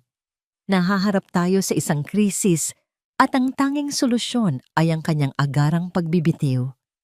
Biglang bumukas ang pinto ng boardroom ng malakas. Pumasok si Adrian, ang kanyang damit ay bahagyang gusot mula sa mahabang biyahe, ngunit ang kanyang tindig ay matatag at puno ng awtoridad. Sa likod niya nakasunod si Mang Gregorio, ang simpleng mangingisda na tila nawawala sa karangyaan ng lugar, ngunit ang kanyang presensya ay may bigat ng katotohanan. "Pasensya na at nahuli ako," sabi ni Adrian. Ang kanyang malamig na tingin ay direktang ipinukol kay Vanessa. Ang ngiti sa mga labi ng babae ay bahagyang naglaho. "May mga importanteng ebidensya lang akong kinalap." Naglakad siya papunta sa harap, dala ang isang itim na briefcase. "Martin, mga miyembro ng board, totoo nahaharap tayo sa isang krisis, ngunit hindi dahil sa isang pekeng eskandalo. Ang krisis ay dahil sa isang magnanakaw na nasa loob mismo ng silid na ito." Binuksan niya ang briefcase at inilatag sa lamesa ang mga dokumento isa-isa. "Ito sa iyo," sabi niya. Itinaas ang isang bank statement, ay patunay na sa loob ng 3 taon, si Miss Vanessa ay sistematikong naglilipat ng pondo mula sa Fortaleza Land patungo sa isang shell company na pag-ari ng kanyang pamilya sa ilalim ng pangalang consultancy fees. 1 milyong piso kada buwan. Nanlaki ang mga mata ng mga board members. Si Vanessa ay namutla. "Ito naman," sabi pa ni Adrian. Inilabas ang mga papeles mula sa kasino, ay mga demand letter mula sa 3 malalaking kasino. Patunay na si Ms. Vanessa ay may utang na aabot sa 20 milyong piso dahil sa kanyang bisyo sa pagsusugal. "Kasinungalingan yan," sigaw ni Vanessa na patayo. "Gawa-gawa niya lang yan para protektahan ang kabit niya." "Gawa-gawa?" Malamig na tanong ni Adrian. "Kung ganoon, baka magustuhan niyo ito." Itinuro niya ang malaking screen sa likod niya. Isang video ang nagplay. Isang lalaki, ang mukha ay malabo, ang nag-iisang nagsasalita. Ito ang taong binayaran ni Vanessa para gumawa ng mga pekeng dokumento. "Opo, binayaran po ako ni Ma'am Vanessa ng 200,000 piso para gawin ang mga pekeng police report at loan agreement laban kay Ginoong Joseph," sabi ng lalaki sa video. "Narito po ang kopya ng bank transfer na ipinadala niya sa akin." Ang boardroom ay napuno ng bulungan at pagkabigla.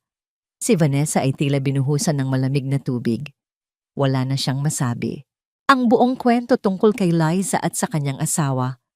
Pagpapatuloy ni Adrian ang kanyang boses ay umalingaw-ngaw sa buong silid, ay isang desperadong gawa ng isang babaeng desperadong takpan ang sarili niyang pagnanakaw at pagkabaon sa utang. Ginawa niya ito dahil natakot siyang malaman ko ang katotohanan, lalo na nang makita niyang may isang taong nagbibigay sa akin ng tunay na kaligayahan, isang bagay na hindi niya kayang ibigay. Sa gitna ng kaguluhan, isang pinto sa gilid ng boardroom ang bumukas. Pumasok si Liza. Natagpuan siya ni Mang Gregorio sa isang bus terminal sa Pasay ilang minuto bago ito tuluyang umalis. Kinumbinsi siya ng matanda na bumalik at harapin ang laban. "Kung hindi para sa'yo, gawin mo. Para sa dangal ng asawa mo at para sa kinabukasan ng mga anak mo," sabi nito. Nang makita ni Vanessa si Liza, ang lahat ng kanyang pagkukunwari ay nawala. Napalitan ito ng purong puot. "Ikaw," sigaw niya. Itinuro si Liza. "Ikaw ang may kasalanan ng lahat ng ito. Isa kang basura. Isang hamak na byuda na may mga palamuning anak. Hindi ka nababagay dito." Ang mga salitang palamuning anak ang nagpaningas sa apoy na matagal nang pinigilan ni Liza. Ang lahat ng sakit, lahat ng pang-aapi ay nag-uumapaw. Hindi na siya nagsalita. Naglakad siya ng diretso patungo kay Vanessa. Ang bawat hakbang niya ay matatag. Ang kanyang mga mata ay nag-aapoy. At sa harap ng buong board of directors, sa harap ng mga taong humusga sa kanya, pak Isang malutong at malakas na sampal ang dumapo sa pisngi ni Vanessa. Ang tunog ay umalingaw-ngaw sa tahimik na silid. Napahawak si Vanessa sa kanyang namumulang pisngi, hindi makapaniwala sa nangyari. Sa parehong sandali, bumukas ang pangunahing pinto at pumasok ang dalawang unipormadong pulis. Vanessa ay kalmadong sabi ni Adrian, "You are under arrest for fraud, theft, and defamation." Nagsimulang magwala si Vanessa habang kinukuha siya ng mga pulis. "Hindi pa tayo tapos, Adrian, magsisisi ka. Magsisisi kayong lahat." Ngunit walang nakinig. Ang kanyang mga sigaw ay nawala habang isinasara ang pinto. Nang tumahimik na ang lahat ang mga mata, ay muling napunta kay Liza at Adrian. Si Martin ay lumapit sa kanila, ang mukha ay puno ng hiya. "Adrian, Liza, patawarin niyo ako." Ngunit hindi siya pinansin ni Adrian. Tumingin lang ito kay Liza, ang babaeng nagtiis, lumaban, at nanatili sa kabila ng lahat. At sa harap ng buong board of directors, sa harap ni Mang Gregorio, sa harap ng lahat ng saksi sa kanilang paghihirap, dahan-dahang lumuhod si Adrian Fortaleza sa isang tuhod. Kinuha niya ang kamay ni Liza. "Liza," sabi niya, ang kanyang boses ay nanginginig sa emosyon. "Patawarin mo ako sa lahat ng sakit na idinulot ko. Patawarin mo ako dahil hindi kita naipagtanggol agad. Sa harap nilang lahat, gusto kong malaman mo. Mahal kita. Mahal na mahal kita higit pa sa kumpanyang ito, higit pa sa anumang yaman. Liza, pakasalan mo ako." Ang tanong ni Adrian ay nanatiling nakabitin sa hangin ng boardroom, mas mabigat at mas makabuluhan kaysa sa anumang corporate decision na nagawa na sa silid na yon. Ang mga luha ay malayang dumaloy sa mga pisngi ni Liza, mga luha, hindi na ng sakit, kundi ng pagkabigla, ginhawa at isang pag-ibig na akala niya ay imposible. Tumingin siya sa paligid, sa mga mukha ng mga miyembro ng board na ngayoy puno ng paghanga. Kay Mang Gregorio, na tahimik na tumatango, may ngiti sa mga labi. At kay Adrian, ang makapangyarihang lalaki na ngayon ay nakaluhod sa kanyang harapan, inialay ang buong mundo nito. Hindi siya nagsalita. Dahan-dahan tumango siya. Isang tango na sumagot sa lahat ng tanong na naghilom sa lahat ng sugat. Isang palakpakan ang nagsimula, pinangunahan ni Martin at sinundan ng buong silid. Sa gitna ng lahat, isinuot ni Adrian ang isang singsing, hindi pa niya ito nabibili. Kaya't ang pansamantalang singsing ay isang simpleng rubber band na kinuha niya mula sa isang tumpok ng dokumento at hinalikan si Liza, isang halik na nagsasara sa kabanata ng kanilang pagdurusa at nagbubukas ng bago. Ang kanilang kasal ay hindi ginanap sa isang malaking katedral sa Maynila. Sa halip, idinaos ito sa maliit na simbahan sa bayan kung saan minsan ay hinusgahan si Liza. Ito ang kanyang hiling, isang paraan para ipakita sa lahat na ang katotohanan at pag-ibig ay laging nananaig. Ang simbahan ay puno, hindi lang ng mga mayayamang kaibigan ni Adrian, kundi pati na rin ng mga simpleng mangingisda at magsasaka mula sa baryo ni Liza. Si Mang Gregorio ang naghatid sa kanya sa altar. Ang kanyang mga anak, si Zoe, Enzo at Leah, ang nagsilbing flower girls at ring bearer. Ang kanilang mga mukha ay nagliliwanag sa kaligayahan. Nang maglakad si Liza sa aisle, suot ang isang simpleng puting bestida. Ang lahat ng mga matang dati puno ng paghusga ay napalitan ng respeto. Nakita nila, hindi ang biyudang mga agaw, kundi isang babaeng may hindi matatawarang lakas at dignidad. Sa ilalim ng araw ng Batangas, sa harap ng Diyos at ng kanilang komunidad, ipinangako ni na Adrian at Liza ang kanilang buhay sa isa't isa. Makalipas ang isang taon, ang malawak at dating malamig na mansyon ng mga Fortaleza ay nagbago na. Ang mga pader ay napinturahan ng mas masayang kulay. Ang mga bintana ay laging bukas, hinahayaang pumasok ang sinag ng araw at ang amoy ng dagat. Ang hardin ay hindi na lang perpektong mga halaman. Mayroon na itong duyan, isang maliit na tree house at mga laruang nakakalat sa damuhan. Ito ay naging isang tahanan. Si Liza hindi na ang house manager, kundi ang ginang fortaleza ay naging ilaw ng tahanang iyon. Ngunit hindi niya kinalimutan ang kanyang pinanggalingan. Sa tulong ni Adrian, nagtayo siya ng isang foundation para tulungan ang mga pamilya ng mga mangingisda sa kanilang baryo. Nagkaroon ng mga scholarship program para sa mga bata at mga proyektong pangkabuhayan para sa mga biyudang tulad niya. Ang pinakamalaking pagbabago ay nangyari sa plano ng Fortaleza Land. Si Adrian, sa ilalim ng impluwensya ni Liza, ay binago ang buong konsepto ng resort. Sa halip na isang dambuhalang istruktura na sisira sa komunidad, ito ay naging isang eco-luxury resort. Isang bahagi ng lupa ay ginawang isang maayos at modernong relocation site para sa mga dating residente, kumpleto sa isang bagong paaralan at health center. Si Mang Gregorio, na ginawang consultant ng proyekto, ang naging tulay sa pagitan ng kumpanya at ng komunidad. Isang hapon nakatayo si Liza sa malawak na balkonahe ng kanilang silid. Ang kanyang kamay ay nakahawak sa kanyang lumalaking tiyan. 6 na buwan na siyang buntis. Sa ibaba sa hardin ang tanawin ay perpekto. Si Zoe ngayon ay isang masayahin at kumpiyansang dalagita ay tinuturuan si Leah na magbasa sa ilalim ng isang puno ng mangga. Si Enzo naman ay masayang nagpapatakbo ng kanyang bagong aso, isang regalong aspin na inuwi ni Adrian mula sa isang animal shelter. At si Adrian, ang dating malungkot at seryosong CEO, ay nakikipaghabulan sa kanila. Ang kanyang malakas na tawa ay umaalingaw-ngaw sa buong paligid. Lumapit si Adrian sa likuran ni Liza at niyakap ito. Ang kanyang mga kamay ay marahang ipinatong sa tiyan ng asawa. Ano ang iniisip ng mahal ko? Malambing niyang tanong. Ngumiti si Liza at sumandal sa dibdib nito. Iniisip ko lang kung gaano kalayo na ang narating natin. 1 taon na ang nakalipas sa ganitong oras, halos mawalan na ako ng lahat. Ngayon, sobra-sobra pa sa pinangarap ko ang ibinigay sa akin. Hindi ikaw ang binigyan, bulong ni Adrian sa kanyang tainga. Ikaw ang nagbigay. Ibinalik mo ang buhay ko. Ibinigay mo sa akin ang pamilyang ito. Naramdaman ni Liza ang isang marahang sipa mula sa kanyang sinapupunan. Alam mo na ba kung anong ipapangalan natin sa kanya? Ngumiti si Adrian.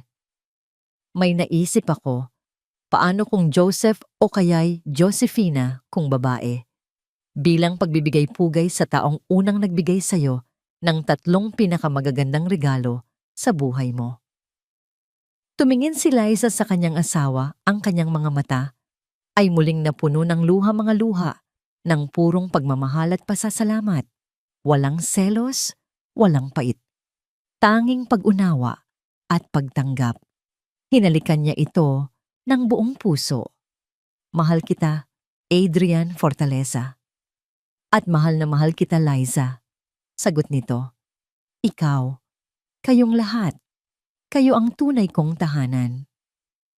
Habang papalubog ang araw, pinipinta ang kalangitan ng kulay kahel at lila, ang buong pamilya ay magkakasamang nakaupo sa damuhan.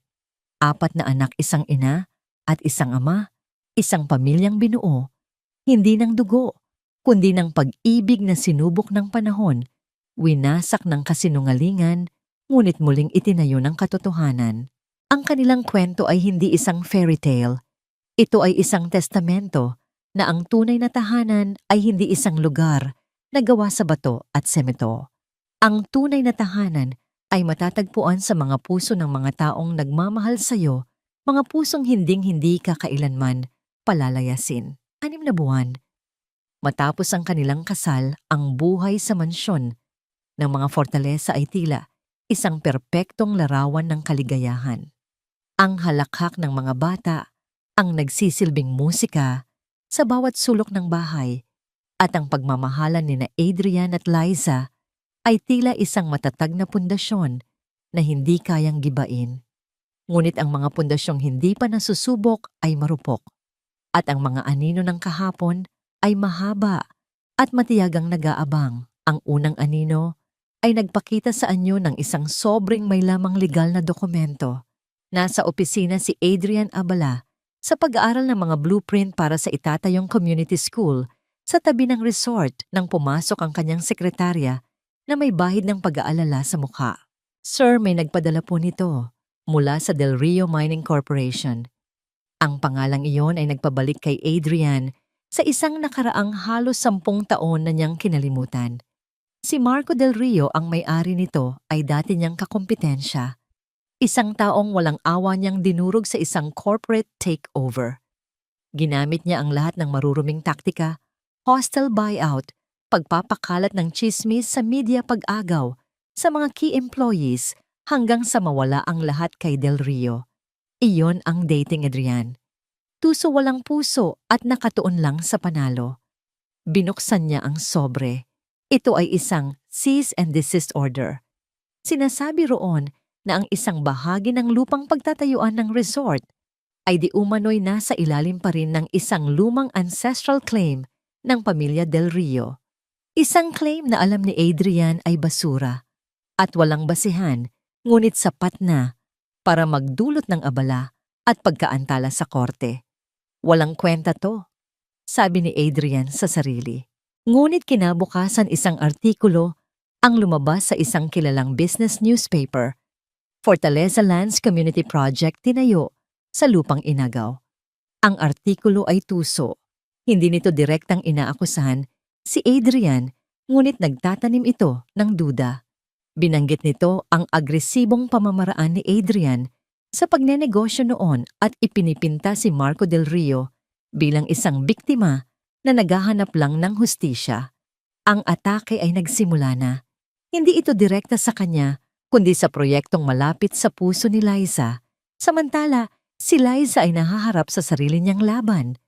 Paparating ang taunang Starlight Charity Ball, ang pinakamalaking social event ng taon para sa mga elitista. Ito ang kanyang unang formal na pagpapakilala sa mundo ni Adrian bilang kanyang asawa. Kailangan mong maging perpekto, sabi ng isang stylist na kinuha ni Adrian habang sinusukatan siya ng isang mamahaling gown. Lahat ng mata ay nasa iyo, Mrs. Fortaleza. Ang mga salitang iyon, sa halip na magbigay ng kumpiyansa, ay nagdulot ng isang pamilyar na kaba sa dibdib ni Liza. Sa harap ng salamin nakita niya ang sarili na nababalot sa seda at diamante, ngunit ang nakita niya ay isang impostor. Ang babaeng mangingisda na naglalaro ng papel bilang isang reyna. Sa gabi ng charity ball, habang bumababa siya sa grand staircase ng mansyon, sinalubong siya ni Adrian. Natigilan ito. "You look breathtaking, mahal." Sabi niya may paghanga sa mga mata. Ngunit ang nangiti ni Liza ay hindi umabot sa kanyang mga mata. Para akong nakikipaglaro ng dress-up, Adrian. Hindi ako ito. Ikaw ito. Mariing sabi ni Adrian, hinawakan ang kanyang kamay. Ikaw ang pinakamaganda at pinakamatatag na babae sa silid na to. Huwag mong kalimutan yan. Ang ballroom ng isang 5-star hotel ay puno ng mga taong kumikinang sa yaman. Ang mga alahas ay mas nakakasilaw pa sa mga chandelier. Ang mga bulungan ay mas matalas pa sa mga kubyertos na pilak. Agad naramdaman ni Liza ang mga tingin. Mga matang mapanuri, mga ngiting hindi totoo. Isang grupo ng mga babae pinangungunahan ng isang socialite na nagngangalang Doña Elvira ang lumapit sa kanila. "Liza Hija, so glad you could finally join us." Sabi ni Doña Elvira, ang boses ay matamis. Ngunit ang mga mata ay nang-uusisa. "Narinig ko ang tungkol sa iyong foundation. Napakabuti ng iyong puso. Tumutulong ka sa mga mahihirap." Ang huling salita ay binigkas niya na para bang isa itong sakit na nakakahawa. Ngumiti lang si Liza. "Lahat po tayo ay may kakayahang tumulong, Doña Elvira." Of course, sabi ng matanda. Pero iba pa rin siyempre kapag galing ka mismo sa kanila.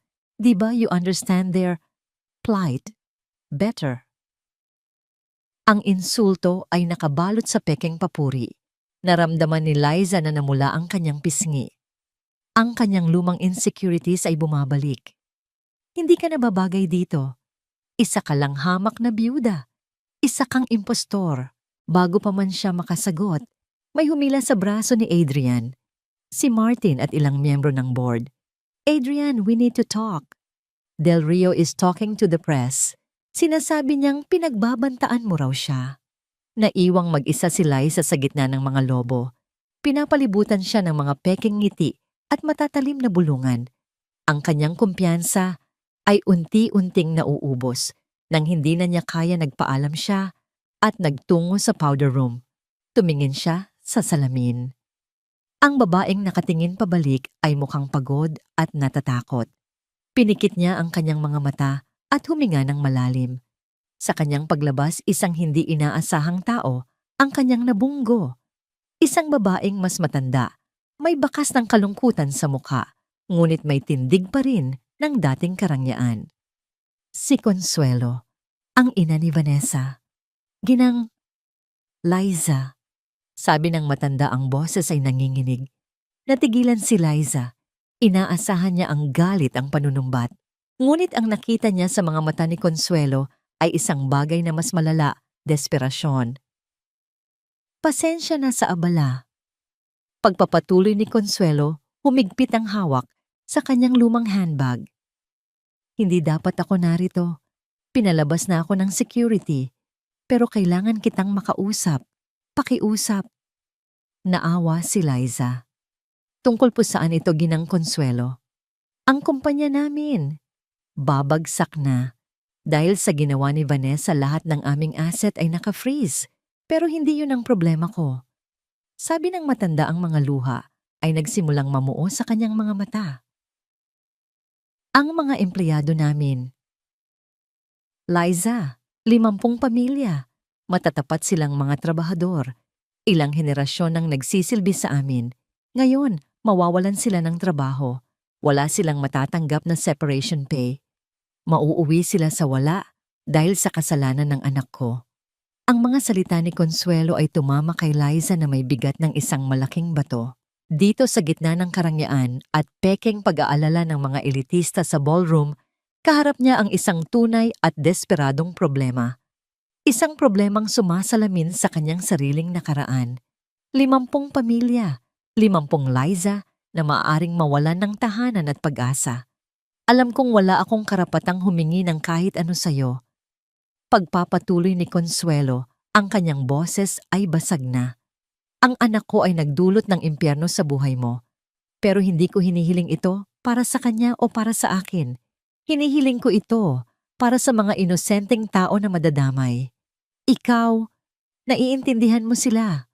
Alam kong naiintindihan mo.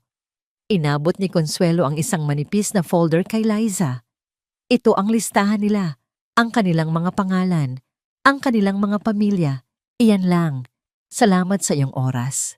Tumalikod ang matanda at nagsimulang maglakad palayo. Ang kanyang dating matikas na tindig ay ngayon ay kuba na sa bigat ng kahihiyan at pagkatalo. Naiwan si Liza na hawak-hawak ang folder na para bang hawak niya ang bigat ng 50 buhay sa kanyang mga kamay. Bumalik siya sa ballroom. Ang ingay, ang tawanan, ang musika, lahat ay tila walang kabuluhan. Hinanap ng kanyang mga mata si Adrian na kasalukuyang nasa gitna ng isang mainit na pakikipagtalo kay Marco Del Rio na bigla na lang ding dumating. Ang mukha ni Adrian ay madilim, ang kanyang boses ay may diin ng dating Adrian, malamig, walang pasensya at handang durugin ang sinumang hahadlang. Wala kang makukuha sa akin, Marco, narinig ni Liza na sabi ni Adrian. Subukan mo ako at sisiguraduhin kong kahit ang anino mo ay hindi na muling makakatayo sa industriyang ito. Iyon na, ang lalaking kaya niyang mahalin at ang lalaking kanyang kinatatakutan. Sa sandaling iyon, isang bagay ang nagbago sa loob ni Liza. Ang takot at pag-aalinlangan na kanina'y bumabalot sa kanya ay biglang naglaho. Napalitan ito ng isang matatag at malinaw na determinasyon. Hindi na siya ang babaeng mangingisda na nangangapa sa dilim. Hindi na siya ang impostor na naglalaro ng reyna. Siya si Liza Fortaleza at may sarili siyang kapangyarihan. Naglakad siya ng may bagong kumpiyansa. Dumiretso siya hindi sa tabi ni Adrian, kundi sa gitna ng pagtatalo ni na Adrian at Marco. Lahat ng nakapaligid sa kanila ay natahimik. Ginoong Del Rio, sabi ni Liza ang kanyang boses, ay kalmado, ngunit may bigat na nagpatigil sa lahat. Naririnig ko po ang inyong hinaing. Nagulat si Marco. Maging si Adrian ay natigilan. Ngunit ang proyektong ito ay hindi lamang tungkol sa aking asawa o sa Fortaleza Land. Pagpapatuloy ni Liza ang kanyang tingin ay matatag. Ito ay tungkol sa isang komunidad na matagal nang napabayaan. Ito ay tungkol sa pagbibigay ng disenteng tirahan at edukasyon sa mga bata na ang tanging pangarap ay magkaroon ng kinabukasan. Kung meron po kayong problema sa aking asawa, harapin ninyo siya sa korte. Pero huwag ninyong idamay ang pangarap ng mga batang iyon. Pagkatapos bumaling siya kay Adrian sa harap ng lahat. At ikaw, mahal, sabi niya, mas malumanay ngunit may diin. Ipinangako mo sa akin na hindi ka nababalik sa dati. Ang lakas ay hindi nasusukat sa kung paano mo dinudurog ang iyong kaaway. Nasusukat ito sa kung paano mo sila hinaharap ng may dangal. Tumingin siya sa paligid sa mga matang nakatutok sa kanya, kay Doña Elvira at sa mga babaeng kaninay humuhusga sa kanya. Ako po si Liza Fortaleza. Sabi niya ang kanyang boses ay umalingaw-ngaw sa katahimikan. Galing ako sa isang baryo ng mangingisda. Hindi ako lumaki sa yaman. Ang tanging kayamanan ko ay ang aking mga anak at ang aking dignidad. At hindi ko hahayaang sino man mayaman man o mahirap ang yurakan iyon. Isang nakakabinging katahimikan ang sumunod. Pagkatapos isang tao ang pumalakpak, si Martin. Sinundan ito ng isa pa, at isa pa hanggang sa ang buong ballroom ay napuno ng palakpakan. Hindi para sa socialite kundi para sa isang tunay na babae na nagpakita ng tapang at paninindigan. Hinawakan ni Liza ang kamay ni Adrian. Umuwi na tayo, bulong niya. Sa kanilang pag-alis, iniwan ni Liza ang isang ballroom na puno ng paghanga at respeto. Natagpuan niya ang kanyang boses. Natagpuan niya ang kanyang lugar. Ngunit habang pauwi sila, hawak pa rin niya ang folder na bigay ni Consuelo. Ang isang laban ay natapos, ngunit isang mas mahirap na desisyon ang nag-aabang. Isang desisyon na susubok hindi lang sa kanyang tapang, kundi pati na rin sa kanyang puso. Ang biyahe pauwi ay tahimik, ngunit hindi ito ang katahimikang puno ng tensyon tulad ng dati. Ito ay isang katahimikang puno ng pag-iisip. Mahigpit ang hawak ni Adrian sa kamay ni Liza na para bang ayaw na niya itong bitawan. Patawad basag ni Adrian sa katahimikan ng kanyang mga mata ay nakatuon sa daan, ngunit ang kanyang atensyon ay nasa asawa. Muntik na naman akong bumalik sa dati. Muntik ko nang kalimutan ang lalaking gusto kong maging para sa'yo, para sa pamilya natin. Tiningnan siya ni Liza isang maliit na ngiti ang sumilay sa kanyang mga labi. Ang mahalaga ay hindi mo kinalimutan. Adrian, hindi kita minahal para baguhin ka. Minahal kita kasama ang lahat ng anino ng iyong nakaraan. Ang trabaho ko ay hindi para pigilan ka, kundi para ipaalala sa'yo ang liwanag na nakita ko sa loob mo. Ang mga salitang yon ay mas tumagos pa kay Adrian kaysa sa anumang tagumpay sa negosyo. Ito ang partnership. Ito ang kasal. Pagdating nila sa mansyon, habang natutulog na ang mga bata, naupo sila sa balkonahe sa ilalim ng nagniningning na buwan. Inilapag ni Liza ang folder na bigay ni Consuelo sa lamesa sa pagitan nila. May isa pa tayong problema, sabi niya. Ikinuwento niya ang buong pag-uusap nila ng ina ni Vanessa. Nakinig si Adrian ng walang imik. Nang matapos si Liza na pabuntong hininga siya. Sa business standpoint, delikado yan. Ang pagtulong sa kumpanya ng mga Del Rio ay parang pagpapakita ng kahinaan, lalo na't inaatake tayo ng isa sa kanila. At ang pagtulong sa pamilya ni Vanessa, Marami ang hindi makakaintindi. Alam ko, sabi ni Liza, hindi ko hinihiling sa'yo na iligtas ang kumpanya nila. Ang hinihiling ko ay tulungan natin ang mga tao. Tinitigan ni Adrian ang asawa. Nakita niya ang bigat ng desisyon sa mga mata nito.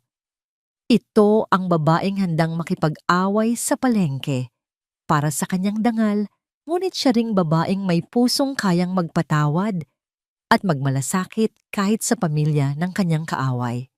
Anong nasa isip mo? Tanong ni Adrian. Ang foundation? Sagot ni Liza. Maari tayong mag-set up ng isang emergency transition fund. Hindi natin sila bibigyan ng pera. Tutulungan natin silang makahanap ng bagong trabaho. Magbibigay tayo ng skills training. Mag-aalok tayo ng maliliit na pautang para makapagsimula sila ng sarili nilang negosyo. Hindi ito handout, Adrian. Ito ay tulay.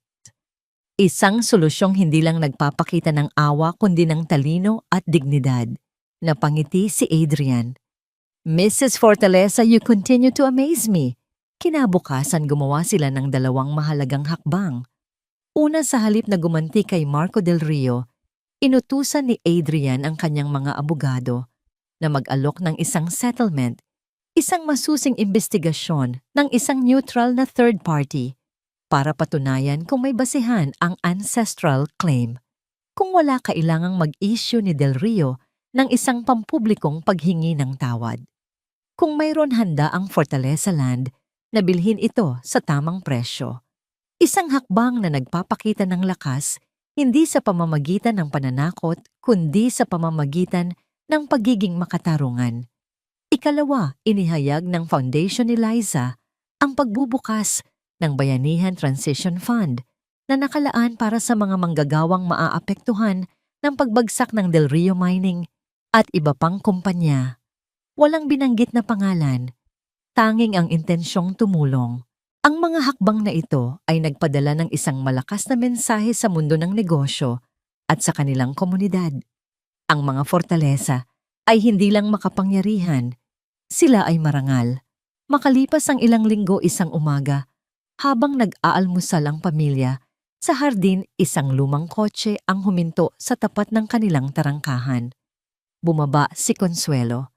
Nagkatinginan sina Adrian at Liza. Inutusan ni Liza ang mga bata na pumasok muna sa loob at nilapitan nila ang matanda. May dala si Consuelo na isang maliit na bayong na puno ng mga bagong pitas na mangga. Hindi ito marami. Sabi niya, ang kanyang boses ay mahina, ngunit wala na ang desperasyon ng dati. Pero ito lang ang paraan ko para magpasalamat. Ilan sa mga dati naming trabahador nakatanggap na ng tulong mula sa inyong foundation. Nagsisimula na silang muli. Wala po yon, Ginang Consuelo, sabi ni Liza. Tumingin si Consuelo sa malawak na mansyon sa masayang hardin. Ang anak ko, sinubukan niyang agawin ang lahat ng ito, pero hindi niya naintindihan. Ang yaman ninyo ay hindi ang bahay na ito o ang pera. Tumingin siya sa mag-asawa. Ito. Tumalikod na ito at nagsimulang maglakad palayo. Walang nangyaring dramatikong pagpapatawaran. Ngunit sa pagitan ng 3 taong sinira ng nakaraan, may isang tahimik na pag-unawa, isang pagtanggap sa isang bagong simula. Bumalik sina Adrian at Liza sa lamesa, kung saan naghihintay ang kanilang mga anak. Umupo si Adrian at kinandong si Leah. Si Zoe naman ay sumandal sa balikat ni Liza. Nay, sino po yon? Tanong ni Enzo. Ngumiti si Liza at hinawakan ng kamay ng asawa. Isang kaibigan, anak. Isang kaibigan na naligaw, pero ngayon ay pauwi na. Tumingin siya kay Adrian at sa mga mata nito, nakita niya ang kapayapaan. Ang kapayapaang hindi nagmumula sa kawalan ng problema, kundi sa pagkakaroon ng lakas na harapin ang anumang unos ng magkasama. Ang kanilang kaligayahan ay hindi na isang perpektong larawan sa isang fairy tale. Ito ay isang tahanan. Isang tahanang pinili nilang itayo araw-araw. hindi sa lupang kanilang pag-aari, kundi sa pag-ibig na paulit-ulit nilang pinipiling ipaglaban at ibahagi. Isang tahanan na tunay at panghabambuhay.